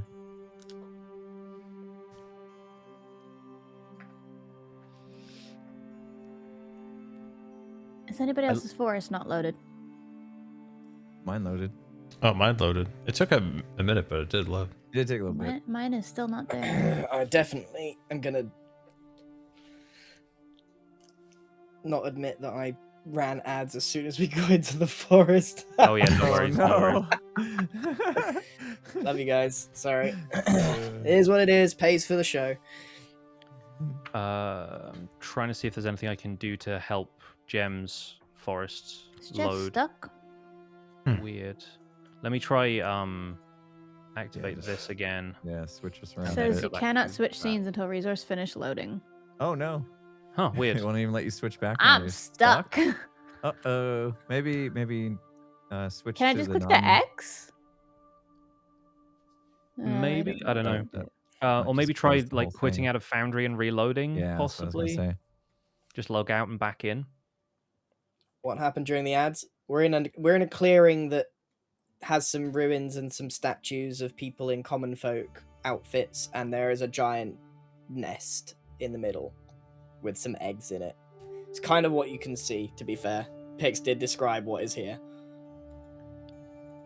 I like I how got it so now. far this day, I went and like worked out while you guys went shopping. like, I mean, chased the duck. seems perfectly in character, all of this to me. I don't know what the yeah. know what the problem is. So if I investigate here, Pix, you going to tell me the same stuff you've just told me, or You can what's absolutely roll perception. okay? Right, has everyone ads done? That's done. All right. So I am the duck, sort of like dancing around this place. Like I'm clearly in the right place, and I've picked up on that. So I'm gonna take a good look around and just assess the situation with my perception. Oh, yikes. All right, with a 10, you're able to spot the one thing that you hadn't seen about this scene up until now. Maybe because it blended in with the twigs of the nest, but standing over these eggs is something that looks more lizard than bird. It's about half your size, huge for the types of birds Max has seen before. And while its neck and head are feathery, it walks on two bird-like talons. The rest of its body is this ugly reptile hybrid. Like it's almost like reptile bat. Roll me a nature check quickly to see if you recognize what this is. Okay. You might have heard stories about these. I do have some nature in me as well. Here we go. That's not bad. A 17. You're pretty certain from the descriptions you've seen and occasional sketches you've seen of them that this is a cockatrice. And do I know that they're good or bad? You know that they are incredibly protective of their eggs. And as you make this realization, this thing locks eyes with you. It dashes at you from the nest, and we are going to roll initiative. Ah, great. Are you in combat by yourself? He's not the only one this session, so... Where's initiative again? There it is. No. Oh, the cockatrice was so close to rolling a natural 20. But you act before it. You see this thing, like, getting ready to leap at you, but you get to act first. And I'm going to change up the music so that we have something a bit more appropriate as Max decides what to do.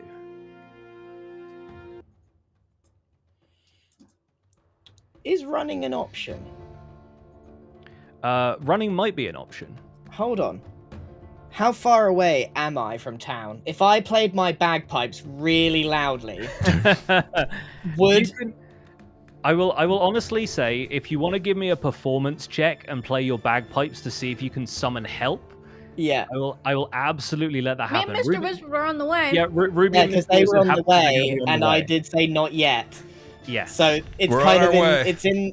Yeah, it's in the because if I can get them to speed up, it might get their arrival in time for the fight, or a couple of turns. What was it? Performance. Performance, yes. And go ahead and blow those bagpipes. Oh, okay. Yeah, okay.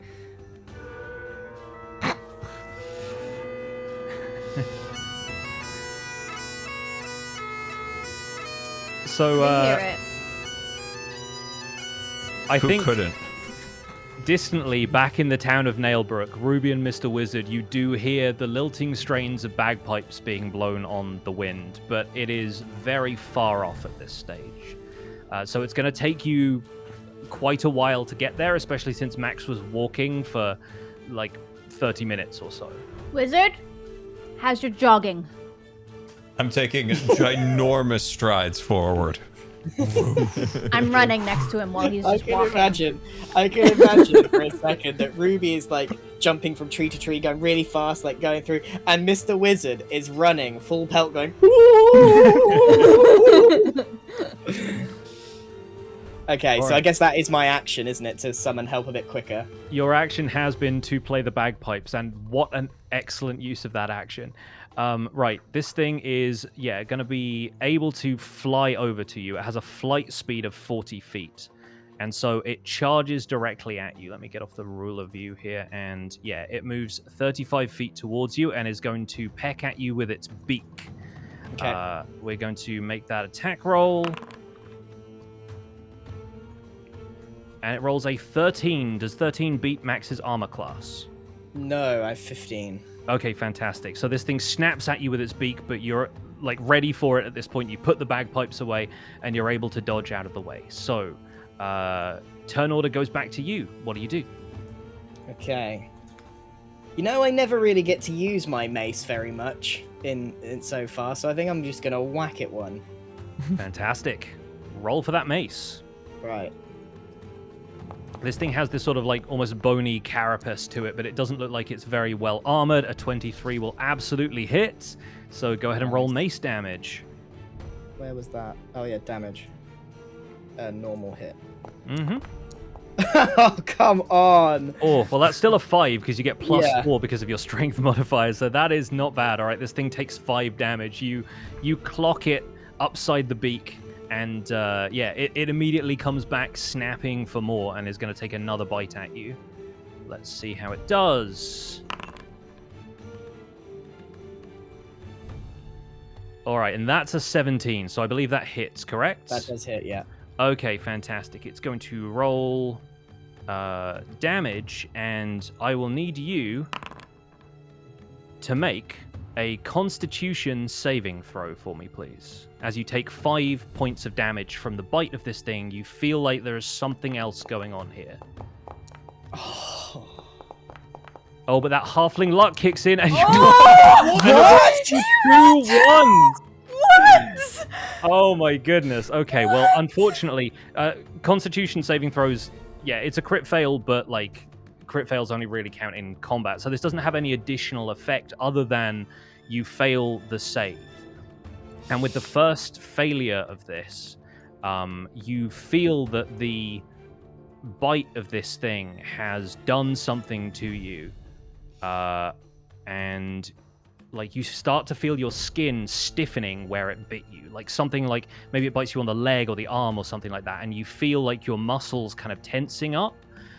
This is going to apply the restrained effect to you, which means that you can no longer move. Your speed is reduced to 0, which means you're stuck in place, and your attack rolls are going to have disadvantage. Now, note this is attack rolls. That doesn't necessarily affect your spell casting, but you have disadvantage on dexterity saves, and attack rolls against you will also have advantage. That's not good. It is back to your turn, though. So what does Max do as he feels his skin like start to seize up and stiffen? Right. Have I got anything that helps me out of this problem? No I don't backflips. have. I have cure wounds. If only you asked your friends to come with you. His new friend is a duck. He traded us in for a duck wizard.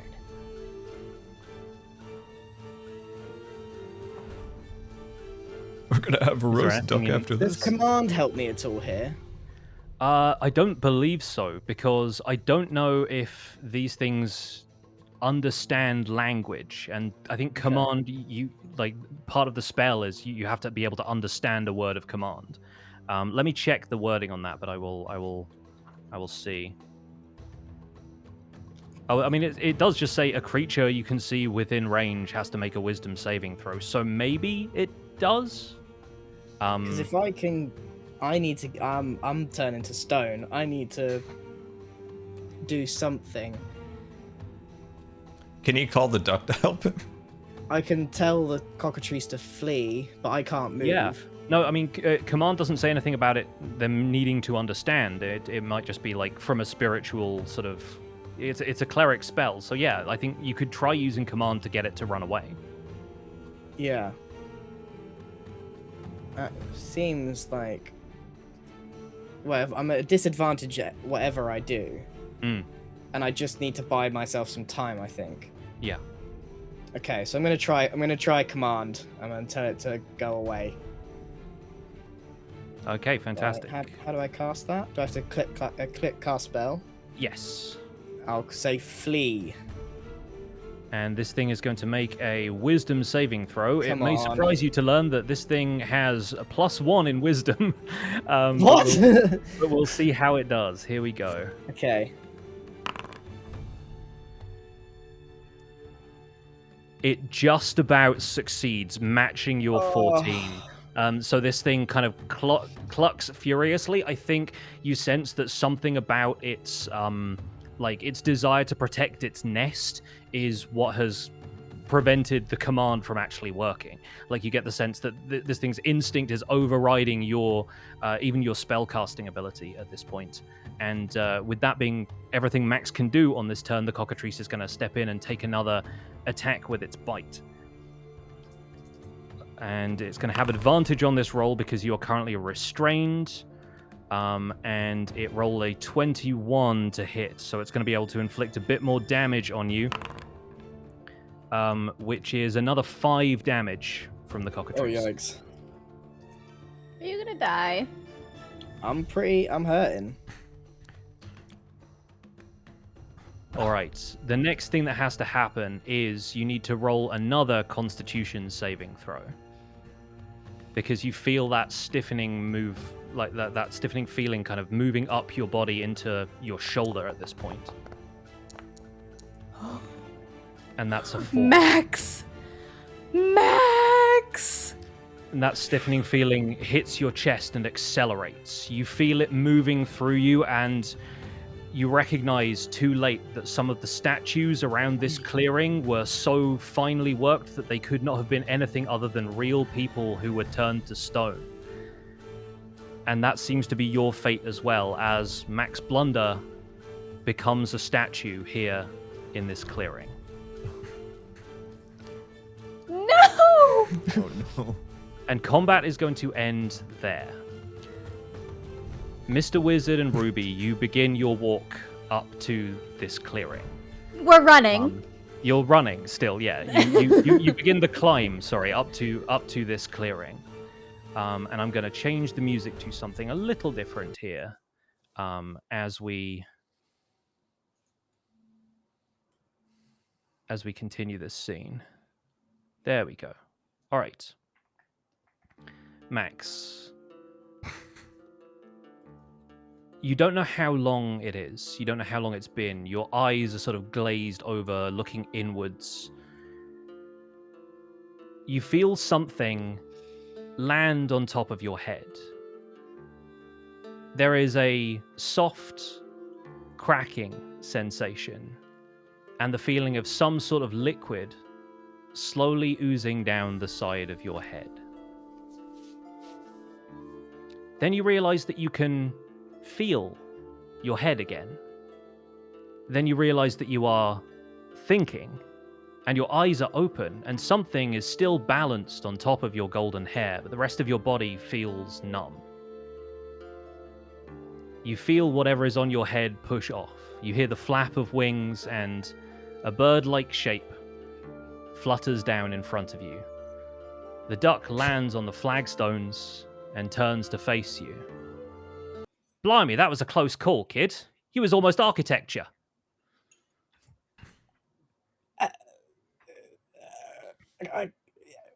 What?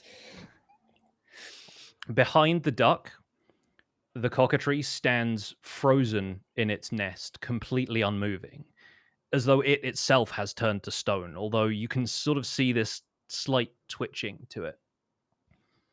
Is it just my head that can move right now? Yes. I mean, it like the rest of your body is slowly starting to come to life, but you get this sort of ooze dripping down you, and you start to smell. It sort of smells loosely like an egg. Yeah, I think I got the picture that there was an egg on my head. Have I died? Are you real? Do a backflip. Oh, blimey! Here he goes again with the. Do a backflip. Do a backflip. Gosh, I'd say your head's just for decoration, but frankly, the rest of you is for decoration. Your head's the only thing that's moving. All right. Give me a second. I will attempt to backflip. The duck rolls to backflip. Gets a 12. So I think it sort of flaps its wings, like does a little quick loop-de-loop, and then lands back in front of you. There. Happy? Yes, it's you. um, what's going on here? Why can you suddenly talk? You've never talked to me before, not even once. Always quack. I have talked, lad. You just weren't listening. I don't speak duck. Lucky for you, I speak... What are we speaking right now? Is it common? Common. Probably common. I mean, it might just be some other language that I can speak to you in your head. But we're speaking. Well, I've biffed this a bit, haven't I? One could say, but you know, I think there have been worse things happen to heroes. Getting bitten by a chicken is pretty low bar. Losing to cockatrice. Well, wouldn't say you've entirely lost, have you? I mean, look at that thing. Can't move a muscle right now. And you have unexpected allies in your corner. Go on. What's my name, lad? Duck. I mean... Ross. It's good to see that worked. No, lad. No, I'm not Bros. That blockhead wouldn't lift a finger to save you. It's a numbers game, see? Why bother with divine intervention when you've got millions leaving offerings at your altar? But in my case, I had no alternative because I need you. You need me. Yeah. Be honest with me now. Man to man, or man to duck, you've never really been a follower of Bros. All of this stuff, it's pageantry, all of it. You know, the holy symbol on the shields, the amulets, the blah, blah, blah, blah, blah. I could sense the sarcasm, the begrudging way that you adhered to the basic tenets of the faith just to please your high and mighty mentor. All part of the plan. All calculated. My way of siphoning faith from my absurd brother. Blaine. That's it, lads. My name's Blaine. It was Blaine the Lucky, once upon a time. But these days, I'm making my own luck. So Bros has never listened to me. You could say that. You could say I've been intercepting your calls. Here's the thing about faith. Right. And the duck seems to sort of step away for a second. I will also share with you the other duck that I have in this fantastic art. I that love Duty the has done for me. absurdity of this extremely important conversation happening to a mallard duck. This is what... Oh my Love god. him. As the conversation continues, this is the aspect Blaine the Lucky takes on. He says, when you've got entire cultures who believe in you, right? You start to waste it. You get comfortable with abundance. You leave food on the plate. You don't cherish the taste anymore. But when you're faced with scarcity, every scrap matters to you. And you start to focus on cultivation. How can I refine this rough stone into something beautiful? Now you've always believed in something else, something a bit less stuffy and traditional, something cutting edge. I am that something. I think you've always, in an odd way, believed in me. And I'm glad you did, lad, because I've honestly started to believe in you. Even though I've been following your brother, or on paper at least. On paper, that's the trick, you see, on paper. Where's the contract? It's what you feel in your heart, lad. Well, Rufus always told me that Bros was the way to go, and that you weren't to be talked to. I feel like Rufus and I might have seen eye to eye. But here's the long story for you. Eons ago, my brother got tired of having to give me my share of the fun. So he decided to pull a prank. And in his usual way, he wildly overestimated the effects. While I was manifest here, on the material plane, he got me kicked out of the Pantheon, contrived to absorb my followers into his own, and my influence all but disappeared. And only a handful on the fringes continued to believe. But within that holy symbol, the artist's palette that you always see in shrines to Bros, there is a bit that if you twist your head just right, it looks like a duck. Like a rabbit! A rabbit! I could have been a rabbit, lads. But I think the duck. A duck, yes. I've always said it's a duck. And that was my way back in. Enough belief concentrated on the duck gave me the window I needed to gain back a little bit of power.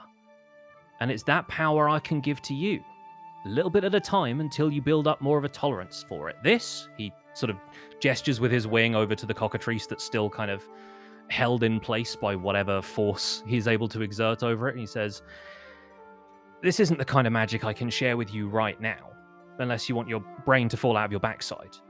But in time, lads, command over the elements. Command over creatures like this. And when you're ready, lad, I'm going to ask you to help me with my biggest scheme yet. Because I want my old life back. If you like a scheme, then that's why I need you. I need one of two things from you. Either you travel the road doing deeds in my name, spread the divine influence of Blaine the Lucky, and rally other people who will believe in me, prove to the other gods that I'm still here and still worthy of my seat at the table, and your power grows along with mine. Or you and I carry out the most cosmic heist in history. We break into the House of the Gods, confront them on their home turf, and kick their butts for ever daring to mess with us.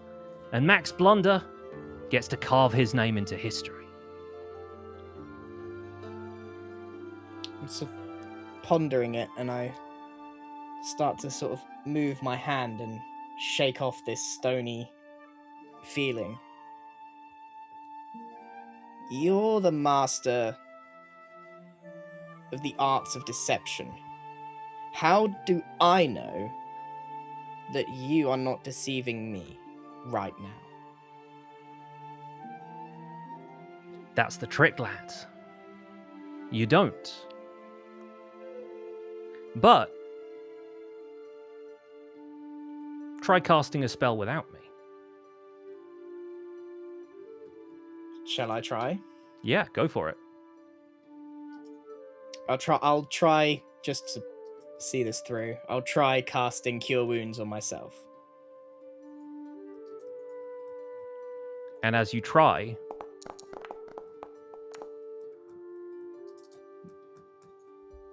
nothing happens. The duck has this, like, concentrating feeling. Like, he's sort of emanating this aura, and you can tell he's, like, squinting ever so slightly. So if this might be worth me just putting this to bed, so I can absolutely go down this path.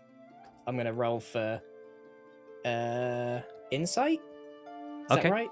Yeah, roll insight to try and figure this duck out. Yeah. Please give me a decent number. 18. An 18 is pretty good.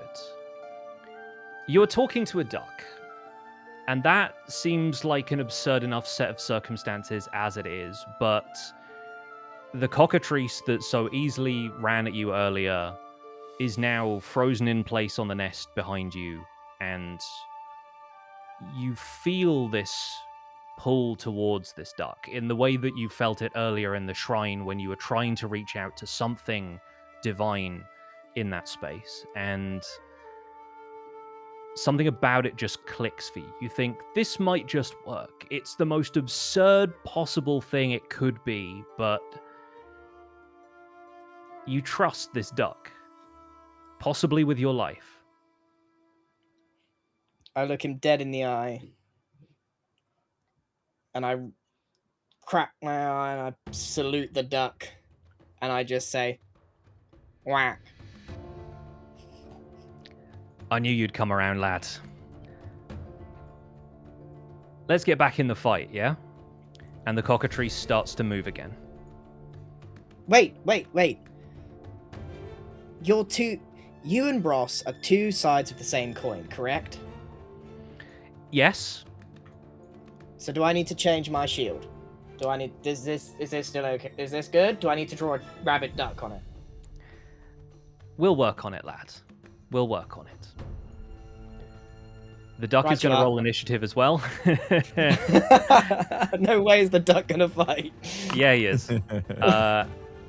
All right, the duck rolled a 20, but has a -1 for dexterity, so it is a 19. And the cockatrice rolled a 3. Max, roll me initiative, and let's get back in the fight.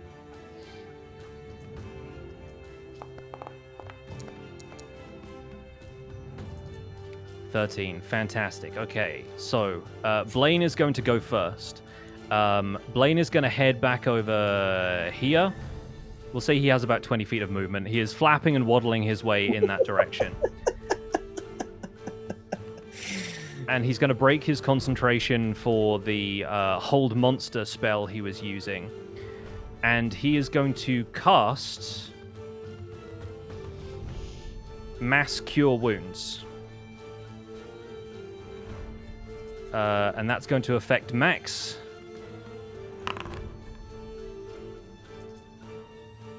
You are healed for 31 points of damage. Oh, jeez. And he says, okay, kid, you're up. Show him what you got. With renewed confidence that only Max Blunder could have, I sort of break out of whatever this poison is that the cockatrice had over me and step forward. Oh, what do I do? Do I want to cast something big, or do I want to go and mace it in the face? I'm also going to remove that restrained effect since we have resolved that now. Just pure damage. What's best for me? Doesn't look like much difference. Guiding Bolt does... Help me out here, Pix. Guiding Bolt does 4d6 radiant damage. Yeah. And the next attack roll made against the creature has advantage, so you could Guiding Bolt and then follow up with a mace next round. Yeah. Okay. Sacred Flame is the other one, but that doesn't do as much damage. Yeah, I'm feeling really invigorated by my new sense of purpose and connection with the gods that I was struggling with for so long. And I'm just gonna aura this guy. Alright, fantastic. You can make this attack roll with advantage since the cockatrice is still shaking off the effects of the Hold Monster. A 24 absolutely hits, so go ahead and roll damage for Guiding Bolts. Damage. Normal. Kaplow. Oh, that's huge. You absolutely nail this thing in the chest for 18 points of damage. It's immediately, thrown backwards by the force of that. Obliterate! Yes, it takes an absolute ton of damage, and when it emerges from the edge of the nest, it is enraged, but it is already, clearly messed up. It sort of hobbles out from the nest, and with its turn, it's going to fly towards you and attempt another bite. So we're going to go ahead and roll that. I'm so glad that rolled high for the aura moment. Yes, absolutely. A 15 meets your armor class, right? Yeah. Okay, great. So this thing is going to hit. Oh, hang on. Sorry, I rolled the wrong dice. There we go. But this time it only does 2 points of damage, and you feel that whatever that petrifying feeling is, just you brush it off this time. It's nothing to you at this stage. So you take 2 points of damage, but that is all, and it's back to Blaine's turn, but he continues to move away from this angry bird as far as he can. So yeah, he's going to be back here and says, "You got this, lads."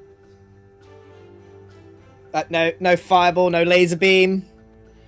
Listen, Blaine. Mythreach wasn't built in a day. It's about building you up so you've got the power to take on what I can give you. Right. And with that, then I draw my mace out, as I assume the duck's not doing anything. The duck is not doing anything. It is your turn. Yeah. Oh, come 14 hits. 14 hits. Go ahead and roll damage. Kaplow. Nice. And with 6 damage, this thing is on its last legs. It's going to get a chance to bite at you one more time. But at this point, it is rolling with disadvantage because it's barely able to stand. I think that's still going to hit, though, with a 17. Yeah. So it's going to deal one more d4 and a bit of damage to you for 3 points of damage. This thing nips at your leg almost half-heartedly at this point, just trying to do whatever it can to protect its eggs. But Max, you have a chance to land the final blow. Yeah, I'm gonna look down on it. Really awe-farm and step forward to the side, slap the mace up above, like really bring down the hammer. If this misses, I'm gonna be so upset.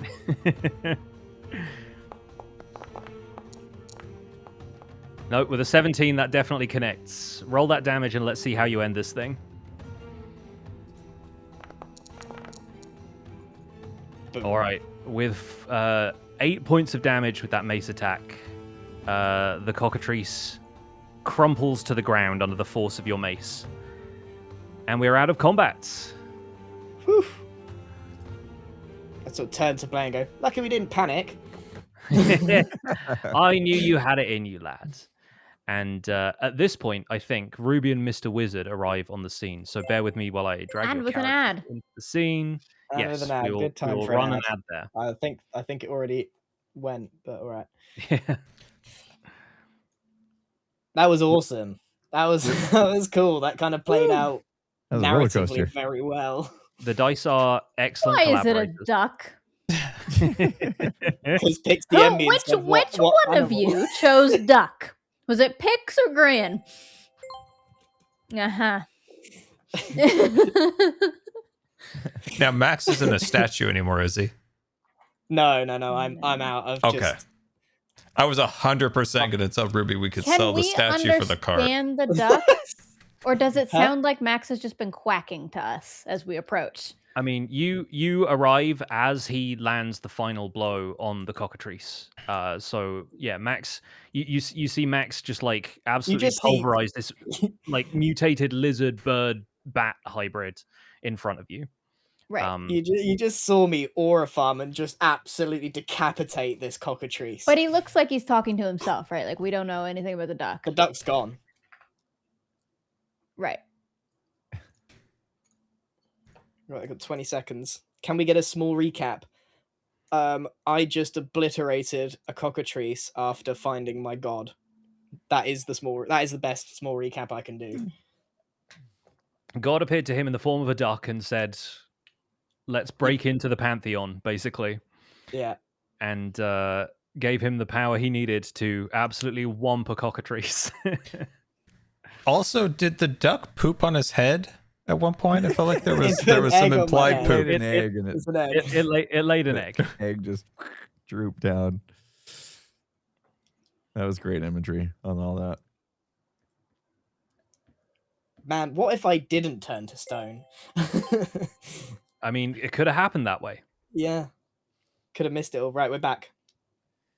This whole Nice. time That I've was just been good. in the tavern, just drinking pint after pint. Just Yeah. back up, just toast. Yeah, I think Brohini and Sir Alwyn have moved on to like beers with mates Yeah. after a hard day's work. We've got a pack of cards. And yeah, Ruby and Mr. Wizard, you arrive breathless and panicked, having heard Max's the shrill bagpipes. You arrive in a forest clearing to see him standing with his mace over the decapitated corpse of this cockatrice, which Mrs. Cat seems very interested in. A turn. Nice of you to show up. Oh, Eggs! I found the eggs! Good job. Was it easy? What happened?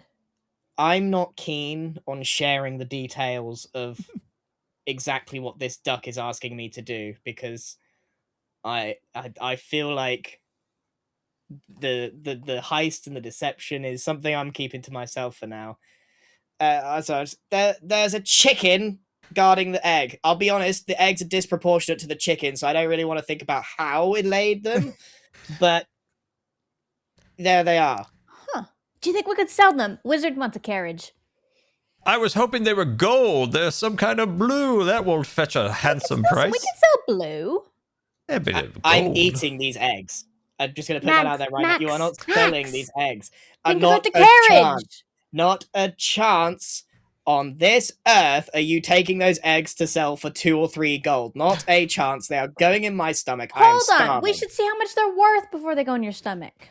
Max, I don't think They're you just big understand. We're eggs. getting a carriage of courtesan and white oak. What if they're worth like 50 gold? Would you want to eat 50 gold? Why do we need a carriage? We're getting our own caravan tomorrow. We're just joining the parade. You can't join a caravan without a caravan yourself, you fool. We could just hitch on one of theirs Have with you? our eggs. You don't want to have your own? I don't need. Can't you cast one? I can cast a hoverboard. But that's a personal What's hoverboard. I'm sure we could all cram on it. I'm gonna go up. Let's have a look at these eggs. Why am I so small? I'm gonna go up to these eggs and have a little investigate. I will say that the eggs look probably too big for you to carry on your own. And Like Mr. massive. Wizard could carry one, and Ruby could carry one. We could also get a cart that would carry all 3 of them. I think this might be a hoverboard situation. Hoverboard us. Can I cast? Can you make it bowl shaped, please? Can I create the tester's floating disc to carry all 3 eggs? Absolutely, you can. Yes. Can you make sure it's bowl shaped? If it's flat, they're just gonna roll off. I am casting a spell to create as Max would say, a bowl that is big enough to carry all 3 eggs.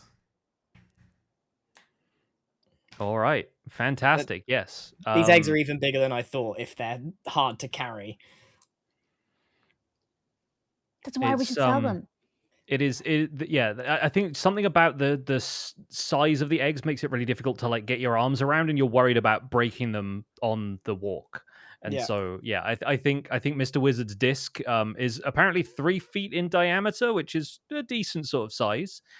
So yeah, it's just about enough that like you pack a bunch of like twigs and moss around them so they don't move around as much, but yeah, Mr. Wizard is able to hoverboard these eggs successfully, and you now have a bunch of eggs floating on a little platform that's going to follow you around as you make your way back to town. Is it the cockatrice didn't have anything, did he? No, the cockatrice didn't have any loot that it dropped. Okay, I assume so. It's a chicken.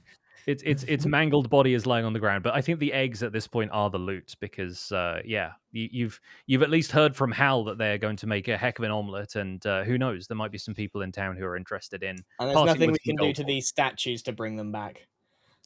No. If you want to roll roll me another like this would be like a history check. I think yeah, give me a history check. Wizard, you're up. You've got all the history, right? Oh yes, let me take a I've look got here. +2. What have you got? What have you got, Scar? My history I've got number.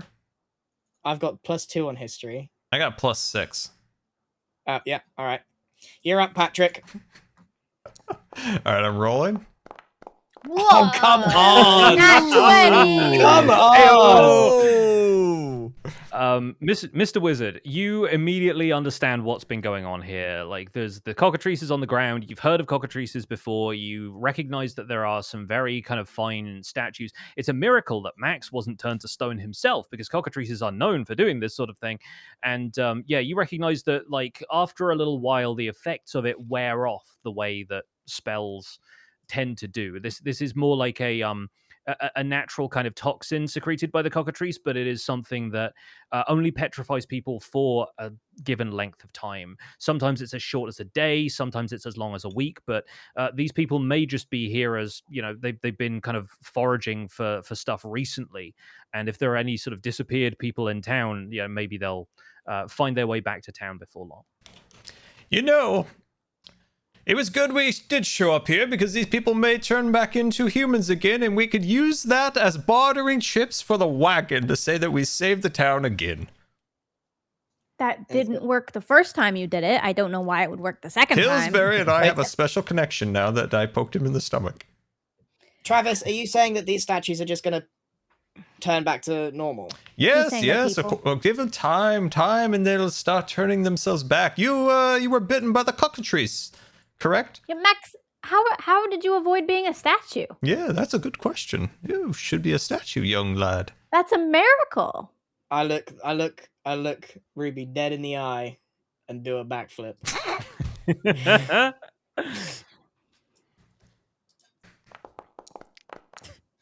Oh, it's the best one yet. At least the best one this session. And then I just shrug like this, and I just. I turn and walk away from him.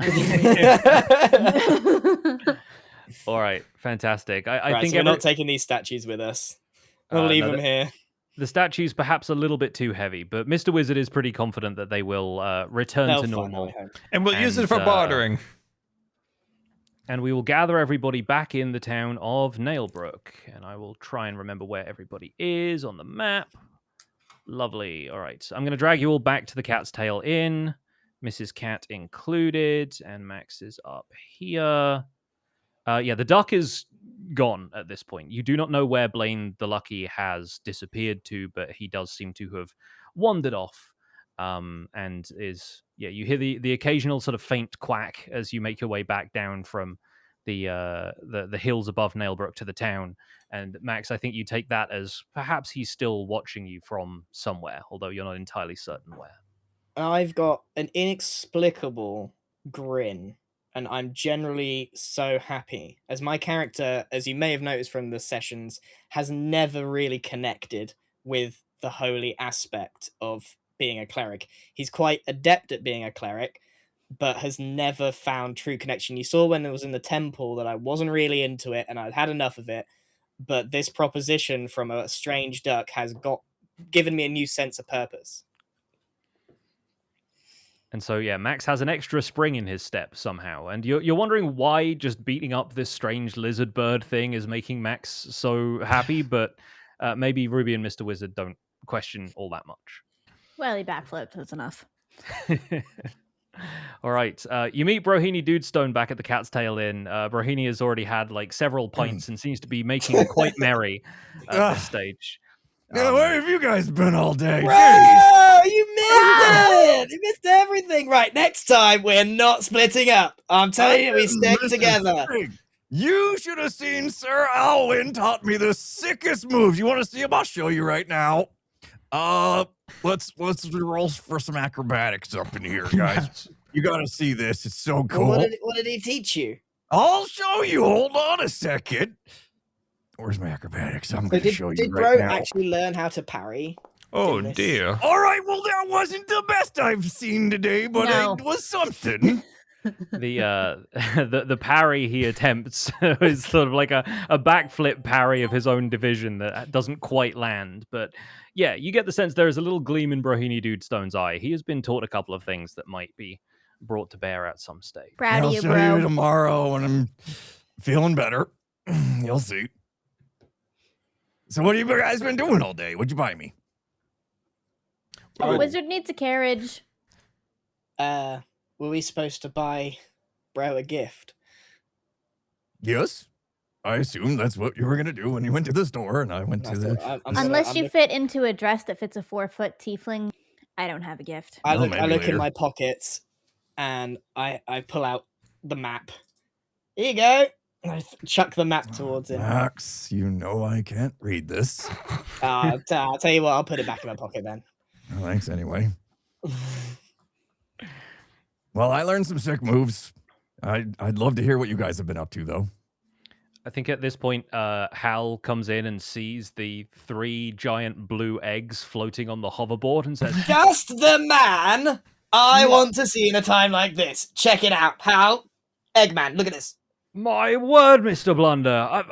I thought I'd never see another one of these eggs in my lifetime. You brought me 3." You've already seen one of these? Oh, of course, you said this morning. Yes. No, this is exactly the egg that the adventure. They never said what the creature was or anything, but perhaps they got away with an egg from its nest. But you found 3. Did you see the beast? That obliterated it. Wow, that's quite some prowess with the mace you have there. I wouldn't want to meet you in a fair fight. I say that, but are we going to make an omelet with these? You're Well, going to buy them off of him. How? Scrambled, hard boiled, soft boiled. What do you reckon? Max, sell them. How? Sunny side up. What do you think? Have you got a pan big enough? Oh, I think I probably have a pan. I can break out the wok. It's been a while, but if we make the egg, like, it'll circulate at the base, it'll get all the heat nice and good. I think maybe turning it might be a little bit of a difficulty, but I imagine I could do a huge fried egg with one of these. No, These are not free. Go for a fried egg. How much would you buy them for? What if we ate one and sold 2? Oh, I'd say, I mean, this could be a delicacy of sorts. People from all over town would come and want a piece of this grand fried egg. I'd say, I mean, I could probably charge a gold a pop, and it'd feed 20, so perhaps 20 gold an egg. You should sell all of them, Max. I like the idea of cooking them. I'm hungry. You guys are always thinking about your stomachs. Do these eggs have any magical powers or any other use other than selling them? You want to make an Arcana check on the eggs? Yeah, I kind of do, just in case we're not... Because this is a magic egg. It's massive, surely. Scar, what's your Arcana? Let me look. I'm guessing it's better than mine. Mine's +2. Arcana is +8. 8. You are OP. All right. Benjamin, what do the eggs say to you? Hold on, let me pull up my wand. All right. Arcana Lana Hoodie Hana. That's a magic spell. That's not a spell. That was definitely a spell. Well, maybe it wasn't the right one. Not a spell. Call out the rolls. Tell the people what number you got. 11. To be fair, that's you rolled a 3 and you still get an 11. That's pretty good. I think you've not heard of cockatrice eggs being used in any spells where other eggs wouldn't do. They're fairly mundane eggs. They don't have any kind of innate magical property to them. Let's sell all the eggs and get some steak. No. Thank you. Wagon. You're really going to sell me all 3? Well, I don't know what else to do with them, and I don't know how long Mr. Jonathan can keep up this hoverboard. I leave for 2 seconds and you get the hoverboard out? What the heck? If we take the Tends eggs to off, make put a bowl. Bro can stand can on make it. a bowl. It's starting to kind of flicker a little bit at the edges, and so you sort of take the eggs off and put them on a table quickly.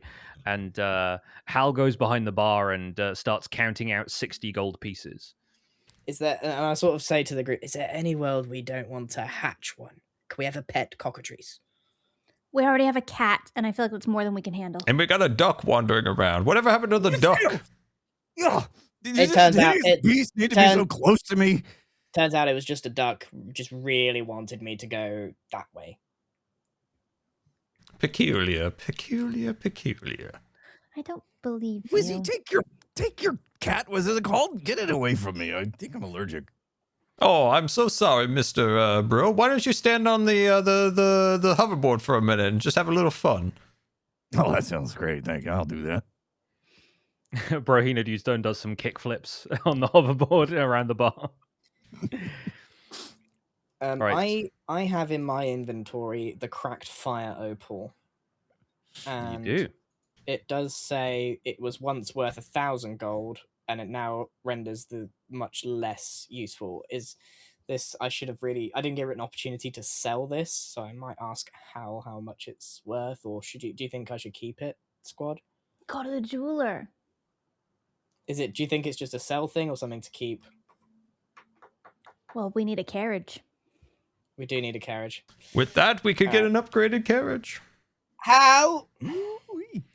Yes, Mr. Blunder. Here's your 60 gold pieces if you're happy for me to take these eggs off your hands. Are you cooking any tonight?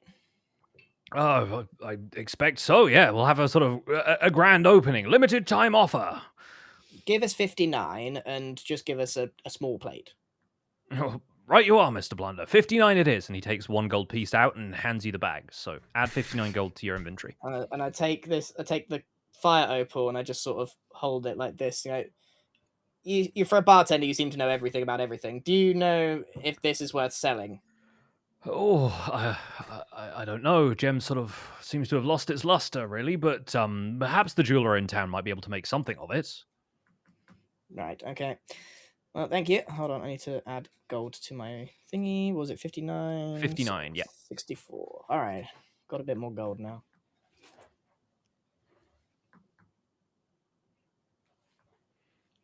Shall I head to the jeweler or are we gonna rest at the inn? I need to just sell this for gold if we're selling it for gold, team. Yeah, go. Let's go to the jeweler. Yeah, we can sort of hand wave that discussion a little bit. We'll say you head over to the jeweler. The jeweler sort of regards this cracked opal and says, maybe there's like a little bit of it that could be saved, like a little bit that still has its luster, and she'll take it off your hands for 25 gold. 25? 25! I mean, the gem is cracked and flawed at this point, so I think it's probably not going to fetch much more than that when I resell it. 26. 26, fine, sure. I like those bartering terms. Get a little extra something. The negotiator. All right. Okay. So we're back in the tavern now. The inn. Yeah. And yeah, you can remove the cracked fire opal from your inventory as well. And so the group is slightly richer. And at this point, Hal fries up this enormous egg. And various other townspeople sort of come in from the markets, and the people who come to the Cat's Tail Inn just for like a pint at the end of the day, and they smell this egg cooking, and immediately it's the talk of the town. Sort of more people keep showing up, and Hal drops a plate in front of each of you first, and says, "Here you are. This is quite the occasion, and I think you should have the first bite, considering that you are finder's fee and all that." Oh, how you're a delight. I just scoff it. Well, thank you very much, Mr. Blunder. Bon appetit, everyone. This is so good. I always use my wand as a fork. Oh my god. It's like chopsticks, but there's just one. It's why I should never let Keith touch you with his wand. It's disgusting. I would like to take a bite of the egg and then put my plate on the floor for the cat. Mrs. Cat immediately comes to scarf up these eggs. I'm still just hovering around on the hoverboard while I'm eating. I think that the hoverboard eventually just dissipates and you fall out of the air, but you only fall like a foot or so. So it's just like then you're back on the ground. Oh, plate falls on his head. It only lasts an hour, so I feel like it had to run out at some point. That's fair. All right, big day tomorrow, squad.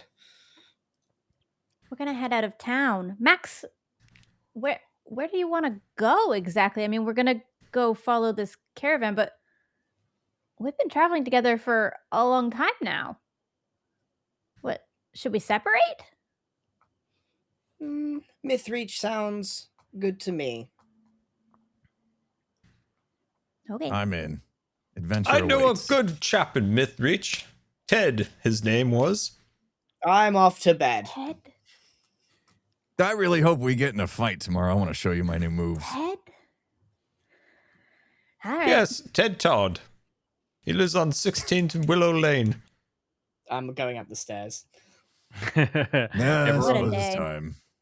Everyone sort of retires to bed, and the following day dawns. Everyone's had a good night's sleep. The eggs are sitting well in the belly, and everyone just has a sound night's sleep. Mrs. Cat wakes up Mr. Wizard by kneading on his face a little bit, just kind of like paws immediately in the beard. Still smells like incense. Yeah, yeah. The following morning, everyone's sort of slept off their late dinner of eggs and is feeling hale and hearty. Hal sort of bustles his way back around, bringing breakfast to everybody. Shall we buy a carriage today, Wizard? I would love to buy a carriage. I've been dreaming of the carriage all night. I was remembering all my past carriages.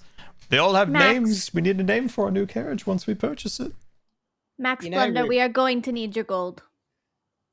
Or I'm just gonna put that out. Just hear me out for a second. I'm gonna lean in. We're not coming back to this town, are we? Well, Tell me no, more. no, probably Never not. mind. Aren't you a thief? I am 4 foot tall. I can't steal a carriage. No, not the carriage. Why don't we steal the money from the carriage works and use that money to pay for the carriage? Henceforth, free carriage. I could try. You want me to steal? You're a thief. You know I you steal can. things? Well, So yeah, have you, I'm pretty have you good at it. relinquished your title here as pickpocket? No. I'm great at it. I'm great at it. 'Cause I'm we just, could- normally We can people have don't like Frank it. have a go, but I just don't think he's going to manage it. I have an I idea. actually think Frank should stay here. Actually, I think. 'Cause I can make a No, distraction. I actually think he's vital to the plan, Ruby. He's the talker, you see. You're the one that nips behind, gets the money, and then, presents it as the fee. All right. We'll give it a try. Am I If you're not Frank? if you're not into this idea, I mean, everyone fork up some money. No, let me see how much money I can get us. All right. If you get in trouble, I'll be there. I'm ready. We need to enter the carriage works now. All right, who's going? We're gonna end up. We're all going. You're all going? All right, We're, cool. we're, You're gonna we're end up in keen to get jail. out of this town now. All right, sick. Let me open up the carriage works real fast. I'm going to need to drag a couple of the rest of you into the scene. We're gonna need all of us to pull off this little heist. Oh yeah, I'm looking forward to it. All right, Max is there. Bro is there. And With any luck, they won't be any the wiser that that anything's been stolen. Mrs. Cat has transformed into a different type of cat for some reason. Okay, cool. That's part of her pearlescence. It's what she does. Yeah. Great. So, you guys open the door of the carriage works. It is bright and early. The two people at the counter on the right hand side. Oh, there's Mrs. Cat. She's like over here. She's already in the scene. So two people are manning the counters. There seems to be some sort of like postal service thing in here because there's carriages coming and going. And so there's a couple of people manning the desks, but they look like they're still sort of rubbing their eyes early morning, kind of getting the sleep out of their eyes. And after a while, you hear some hustle and bustle in the back, and you spot the form of Pillsbury sort of moving back and forth in the main workshop behind. So, what are you guys planning to do? Run an ad.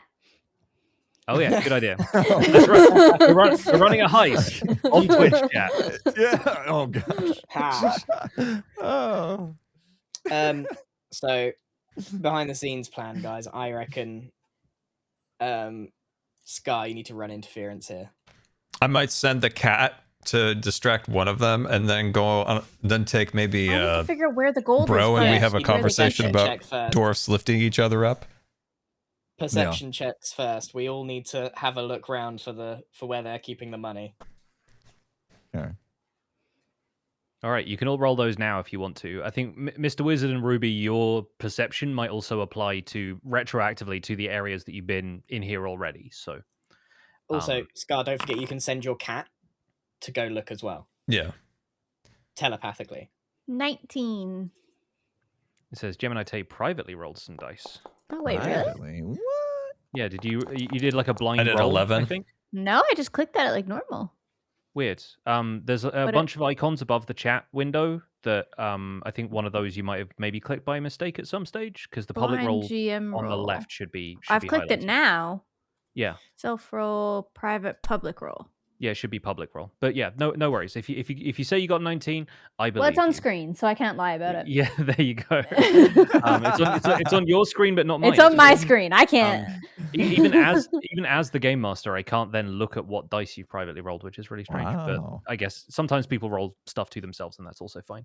So yeah, with a 19, Ruby, you definitely got the impression that a lot of the coin that exchanges hands before it gets taken to wherever they store it long term happens in the office that you had the meeting in earlier. Like there would be a drawer in the desk somewhere that's probably got some coin in there.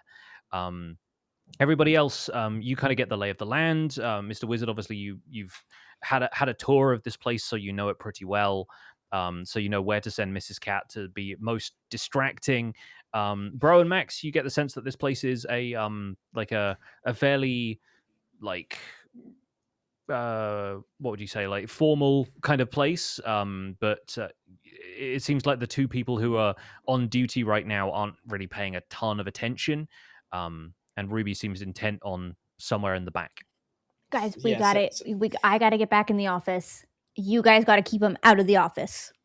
Okay, so I look at Bro and raise my eyebrows like best behavior time. Because that's all I've perceived from this situation. I sent my cat to knock their letters onto the ground. Slowly, Okay, cool. just one letter at a time. One of the attendants goes, "Hey, stop that! Who let this cat in here?" And Wizard, goes, you got to talk. Mr. Pillsbury! Oh, Mr. Pillsbury!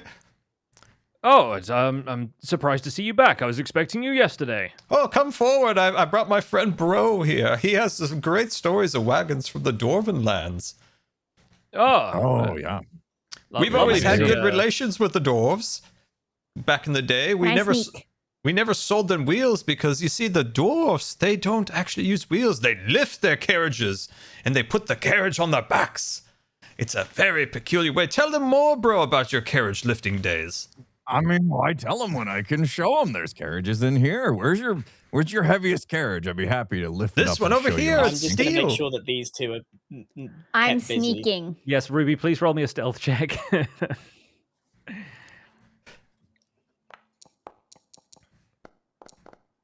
Okay. Oh, That's that okay. 8 plus 8, 16. I mean, a 16 does it. I think a 16 is pretty good. A lot of the other people who are back here in the carriage works who are not represented by tokens are just kind of getting on about their business in the early part of the day. And so, yeah, are you actually trying to like sneak in stealthily, or are you sort of walking in with confidence and just like acting like you own the I am place? sneaking into the office, Okay, against cool. the wall, like trying to get in without anybody seeing me in there. Nice. Yeah. No, I think with the 16, you Mission Impossible your way into the office. Yeah. Okay. While Where is the gold in here? that is probably going to be an investigation check now, because you had a good impression of it, but I think you need to actually spend a bit of time finding it. Get in. I rolled a 20. That'll do it. That'll do it. You go straight to the bottom right desk drawer and you immediately find like a bag of cash in there. You would guess that it's about enough to cover like a decent like covered wagon. It's like the 55 gold that he said the deluxe model was worth. That's about all that you can grab from there, but like you see that the weight of the bag kind of feels like that's about 55 gold. All right. I grab that and I leave. Fantastic. So yeah, add 50 gold to your inventory, and nobody is any the wiser with 2 stellar rolls. In the meantime, Pillsbury is just being bombarded with tales of carriages from the Dwarven lands. I didn't know the carriages of Smolderhold were so distinguished, but I must try and make a trip back that way when next I have some paid leave. Oh, Bro, you should see him back in the day when he used to carry King Bro Stiff. King... who was it again, Bro? What was your king's name again? Oh yes, Bro Stiff the Third. Yeah, he was great. I mean, my parents, Thorina and Braggart, they looked up to him quite a bit. Guys. Lots of Bro, stories. show Pillsbury how tough you are. Pick Pillsbury up for a moment. Oh my goodness. Oh yeah, let's do that. I don't think I should be picked up. I think that's quite inappropriate for this time and place. Don't be shy. What is that cat doing over there with the letters? Get the cat off the letters, please. Oh, Mrs. Cat, come here. Oh dear. While this Let's is buy a going on, carriage. while this is going on, I just take the bag of money that Ruby's just got, and I just exchange the bag that it's in to not arouse suspicion.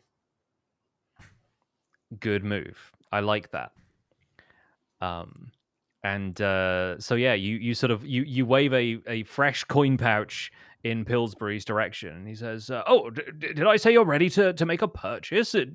Honestly, I didn't think our prospects were all that good since yesterday, but if you've come into some wealth about town, then who am I to Sold argue? some eggs, believe it or not, big ones, Big eggs? Gosh, you must have had massive eggs. Hit great hit deal up of them. Hal. He will sort you right out. Delicious. I did smell something cooking last night. It did smell tremendous. I didn't have time to pass by the cat's tail, but perhaps I should. Right, what can we get for Ruby? Oh, we could buy the deluxe one. Ah, Oh, you're in the market for the wow. deluxe covered wagon, yes. Yes. the best And of the the cat best. scratching Best. post. The best, Yes. the best. Oh, and I'm sure, like I said, we can find something for the cat to scratch on as long as it is not the letters that the delivery folks need to take care of. No. And a This cup is, holder yeah. for bro. He needs a place for his ale. Wizard. Thank you. This Oh, the more cup quizzy holders. The things. cup holders come as standard. Don't worry. Great. Oh, I got one more Alright, request. I'm sorry, but if we could have a small diving board on the back for Max for his backflips would be wonderful. Just a small Well, squishy board, maybe something made out of beech. It's a I little bit of a want to pliable leave this wood. morning. Derek, I want to leave this morning. Yes, we'd better Yes, make Derek, this deal whoever soon you if are, want we're to, leaving. If you The convoy will be leaving shortly. We don't have time, and I don't need one.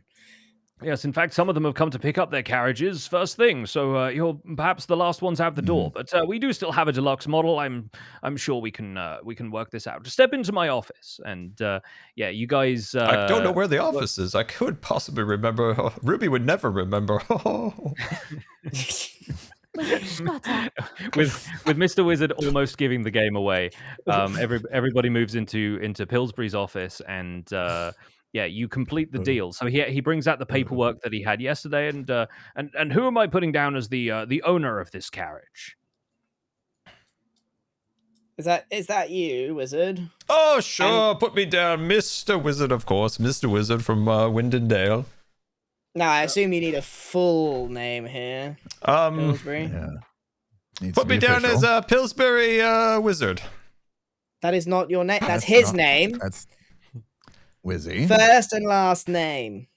This is not the time to hold Put me back. down as Miss Finnison Wizard. Finnison Wizard. Mhm.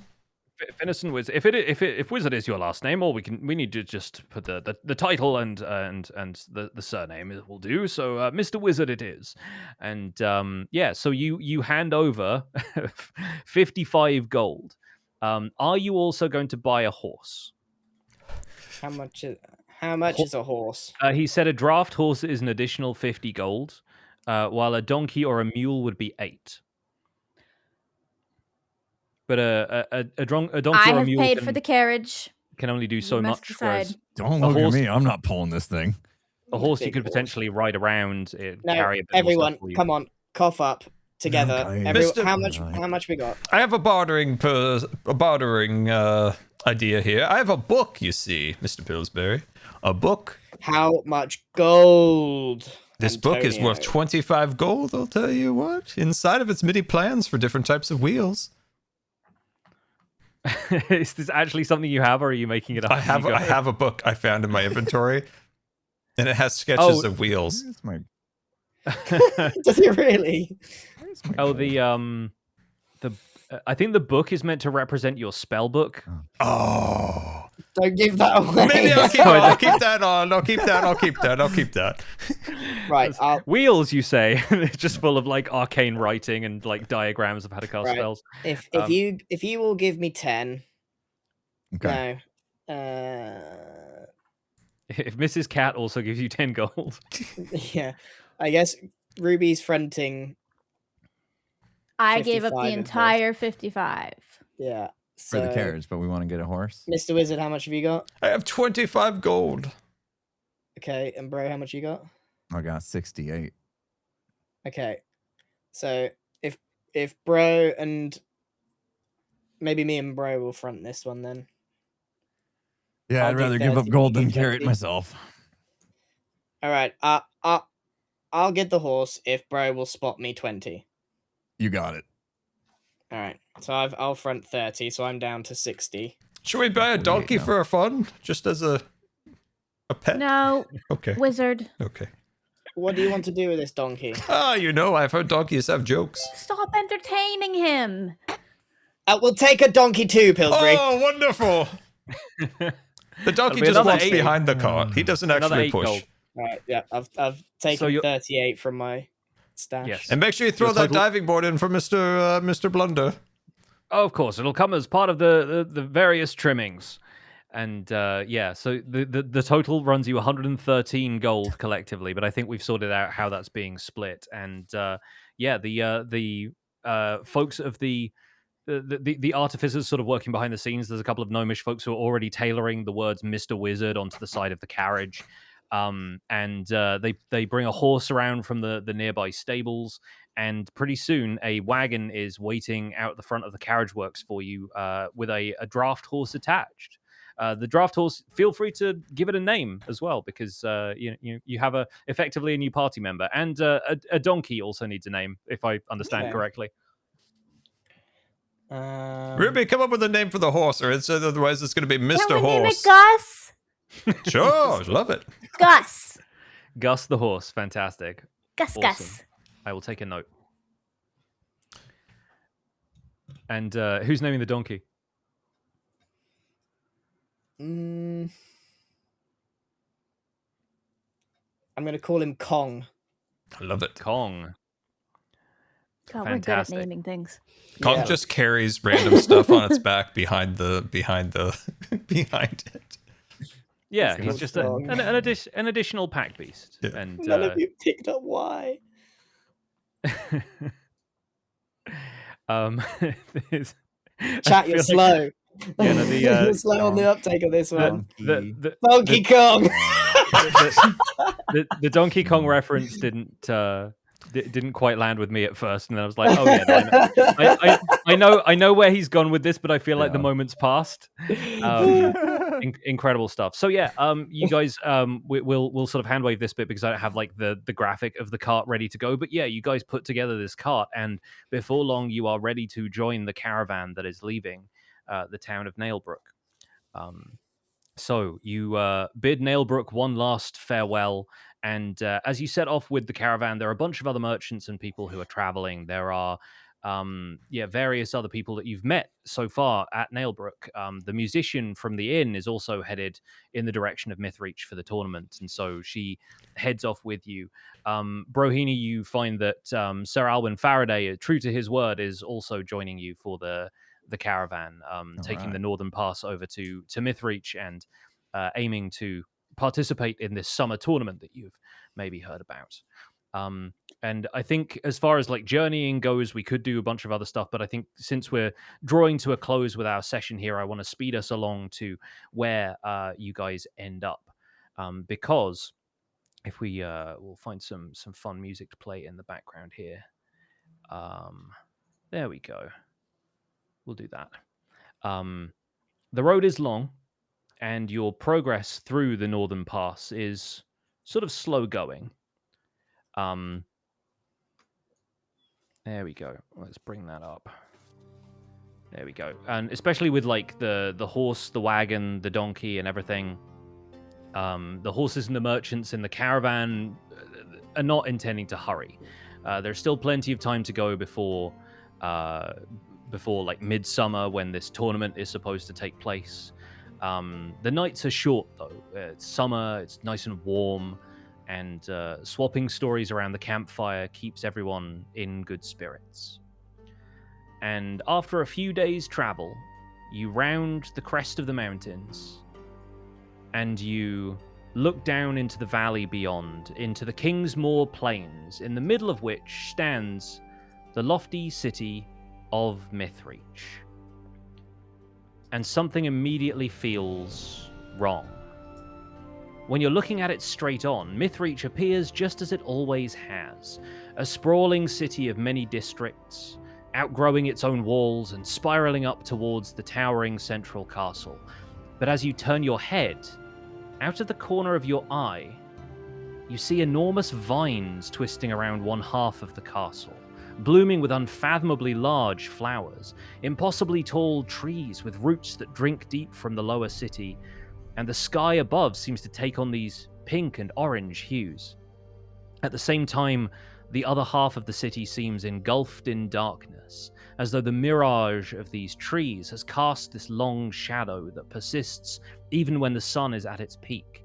All color seems to fade and drain from it, leaving a charcoal sketch of itself, this ink blot of deep black and bone white. As you stand on this sort of hillside overlooking Mythreach, just on the edge of your perception, something terrible has happened to the city. And to find out what, you'll have to join us next time for Session 4. No. Next week, right? Next week. That's the plan. Well done, Pix. Very good. Yay! Woo! This was a lot of fun. And there's going to be a little bit more fun character stuff that I have planned that we didn't quite get to in this time in the interests of time. But yeah, I hope you guys have enjoyed like a little sneak peek of what might be happening with some of our characters. And there is more to come. Trust me, there is more to come. But I think once we reach Mythreach, you guys are officially going to be level 3.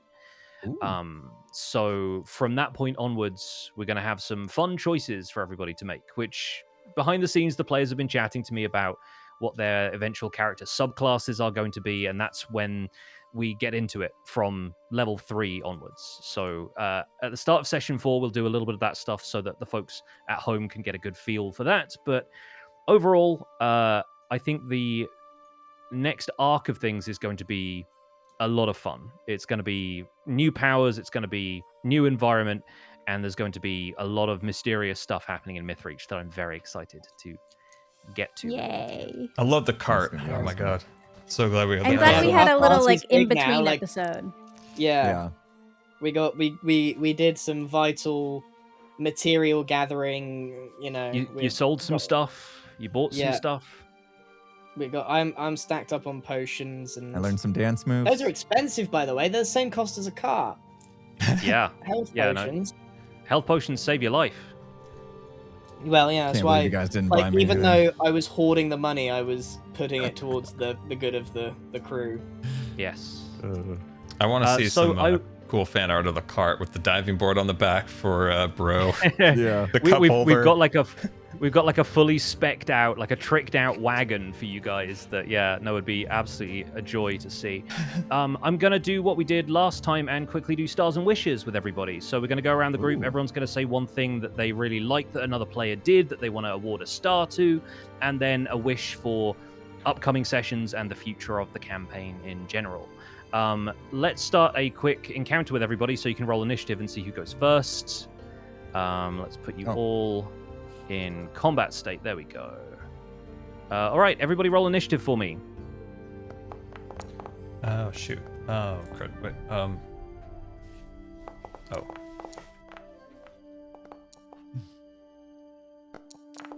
I like that our the party is. We got what, 3 animals now? Yeah, you're picking up a lot of bonus things. Just a donkey for no reason as well. Right, who's Me and rolled? Scar first. Yes. Scar, you can go first. Yeah. There's Yeah, I think- something I think- I remember that I liked. I'm trying to remember what it is. You go. What was it? It was the. You go first. I'm blanking on what I Okay. was thinking. I loved the dice in my encounter. Mhm. Like I was getting it handed to me by this cockatrice quite naturally. Like it was hitting me and I was not doing a lot to it. And then after my encounter and discovering which god had been looking out for me, I then like auraed that thing into oblivion. Like the idea of bursting out of the stone and casting what was it? Magic, Like guiding bolt. guiding bolt at a whopping 18 damage was like Goku. Do you know what I mean? It was Yeah.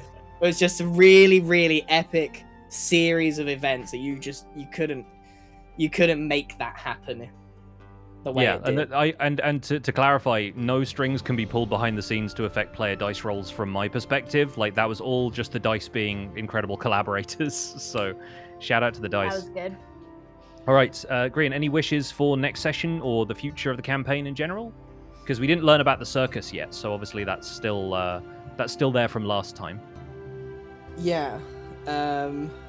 My wish, I guess, now is that I need to figure out how I go down this side quest that I've been given, or this main quest. Like my new sense of purpose. I've made a deal with the duck, but I don't know how. I don't know anything other than what the duck wants, which is to rejoin the gods. That's correct?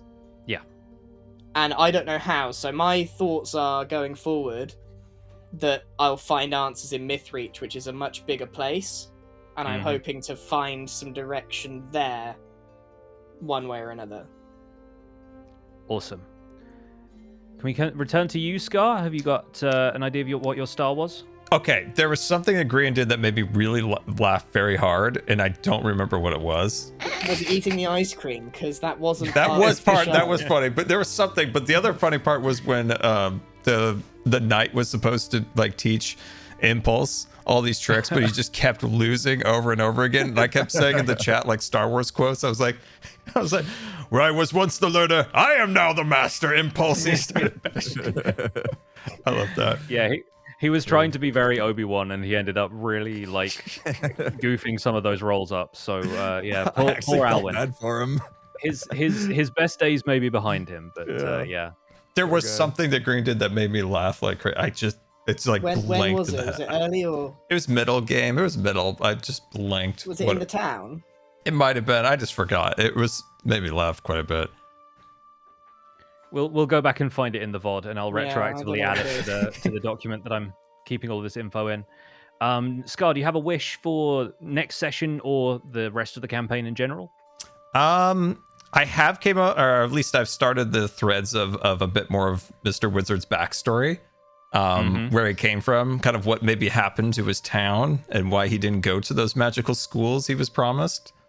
Yeah. So I have some ideas in the back of my head on how Mr. Wizard, his story will progress. So, yeah, I just like to build his backstory. That's what I enjoy, and all of his little like past things that keep popping up.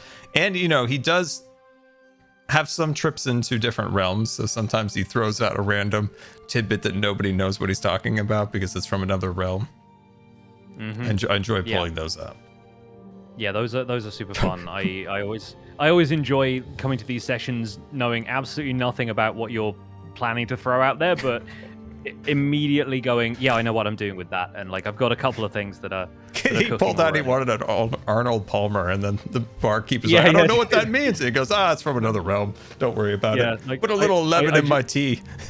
Yeah, at the moment, I love an Arnold Palmer, and every time like that got brought up, I was like, I really wish I could have this character, and be like, I know what that is, just because I like the drink so much. Fantastic. Impulse, Gem, who was next? I think it's Impulse next, right? Yeah, I rolled a 12. Yes. Can I give a star to the DM? Can I give it to you? I mean, I'll take it if you wanna. Yeah, I'm open to it. Because I really liked that, you know, I split off, and I don't know if like you knew that was going to happen or what, but like allowing me to kind of like play into this desire to continue my battle prowess education and stuff, like it kind of feeds into this lore idea that I left my keep, my family, to go out and learn and discover. And so, you know, meeting up with Sir Alwyn and learning some moves from him was like super clever. To give me that opportunity. I was a little bit sad that I didn't find any new like weapon tech and it was a bad roll. I think I don't know what would have happened if I rolled a better roll in there, but I'm hoping I get more opportunities to discover like more weapon tech. But like the way that you led me into that situation to get more training with Sir Alwyn, I thought was brilliant. So I want to give you a star for that. Oh, thank you. Yeah, no, I had a couple of things in mind, but I feel like this is still like a fairly small kind of country town kind of place, and I feel like Mythreach is going to be a place that will blow Bro's mind in terms of the technology and all of the stuff they have for sale there. So that might be him headed in the right direction with you following the caravan. Do you have a wish for next time? I think that was it. Just like my wish is that I will be able to have opportunities to continue that discovery of weapon tech and get more battles and things like that. Heck yeah. Why I left. So very cool. All right, and rounding off the group, Gem, award somebody a star. Korean. I think your cleric story is very good, and I didn't expect a duck. What the heck's wrong with you? No one saw that coming. You're very clever. It was very good storytelling. I liked it. Heck yeah. And a wish for next time? I guess I'm just still working on Ruby's story. Just need to keep progressing what the heck I'm doing with her. Yes, I have some questions for you at some stage, so I will probably send you those over the weekend, and then I can get cooking. Cool. Lovely. All right, still working on Ruby's story. Fantastic. As always, I could just give a star to all of you guys because this is such a delight to return to every time. So, yeah, I'm really looking forward to next time. My wish is that I have enough time to get everything together for session 4, but I will, and it will be fantastic. Quick turnaround. Tough. So, what date is that? That's probably going to be. We're looking at the 26th. Yeah, but we should. But we need to place that there and not. Yes, we're penciled in right now. I'm not going to make any announcements on Twitter that I then have to retract and say like, not yet. We literally wait for Pix to send something out, and then we're like, well, actually, I have something I need to do, and I'm like, yeah. No, the calendars are looking a little full.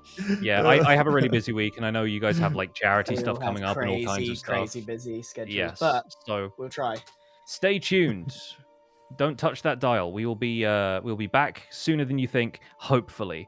In the meantime, thank you once again to the players for playing. Thank you to all of you at home for watching. And yeah, GIGGS D&D will return. Da-dum. Thanks, Pig. See you all soon. That was awesome.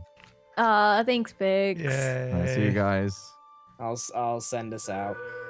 Oh my god. Not in the bagpipe. Oh. Farewell, friends. See you all soon. I hate it. Quack. Oh my god, the bagpipes, guys. Oh my god. Well, there we go. That was a very fun session. I hope you guys enjoyed it. I somehow made it through it.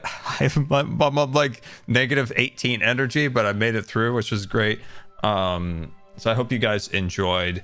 And yeah, guys, that was always so much fun. I am starting to build a little bit of his Mr. Wizard's backstory, maybe like why he's Mr. Wizard, he doesn't give his name, stuff like that. So I have some ideas for that, and I think that'll be pretty cool. The wagon itself, dude, how funny is this wagon, right? So the front, you got this like horse, you got the horse right there. On the back, you have a diving board for Max. In the front, I feel like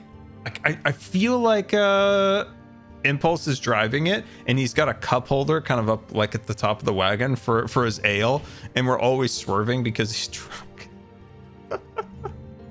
And then of course there's a clawing post in the back. I think it'll be cool. I love the wagon. I love the wagon a lot.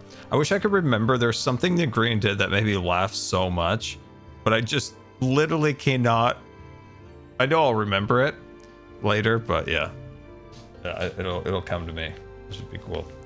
And then the donkey, right? The donkey just follows behind with like a couple of things on its back. Maybe Mrs. Kitty like rides on the back of the donkey. That could be pretty funny. All right, guys, we've got MCC this weekend. Somehow I'm gonna have energy for that too. Somehow I got to get the energy for that, which will be fun. Really cool team. I have not played with any of the wonderful people yet, so that'll be a really fun team. Really looking forward to the team. So meeting all of them will be really fun. So yeah, that'll be cool. So that's Saturday. So yeah, just got to keep recovering, get my energy back up, and I do have an episode, so that's coming. Something fun is going to happen on Saturday besides MCC, and it's sitting right here. It's sitting right here. I can't wait to show you. But it'll be revealed after Saturday. So I'll probably be able to show it once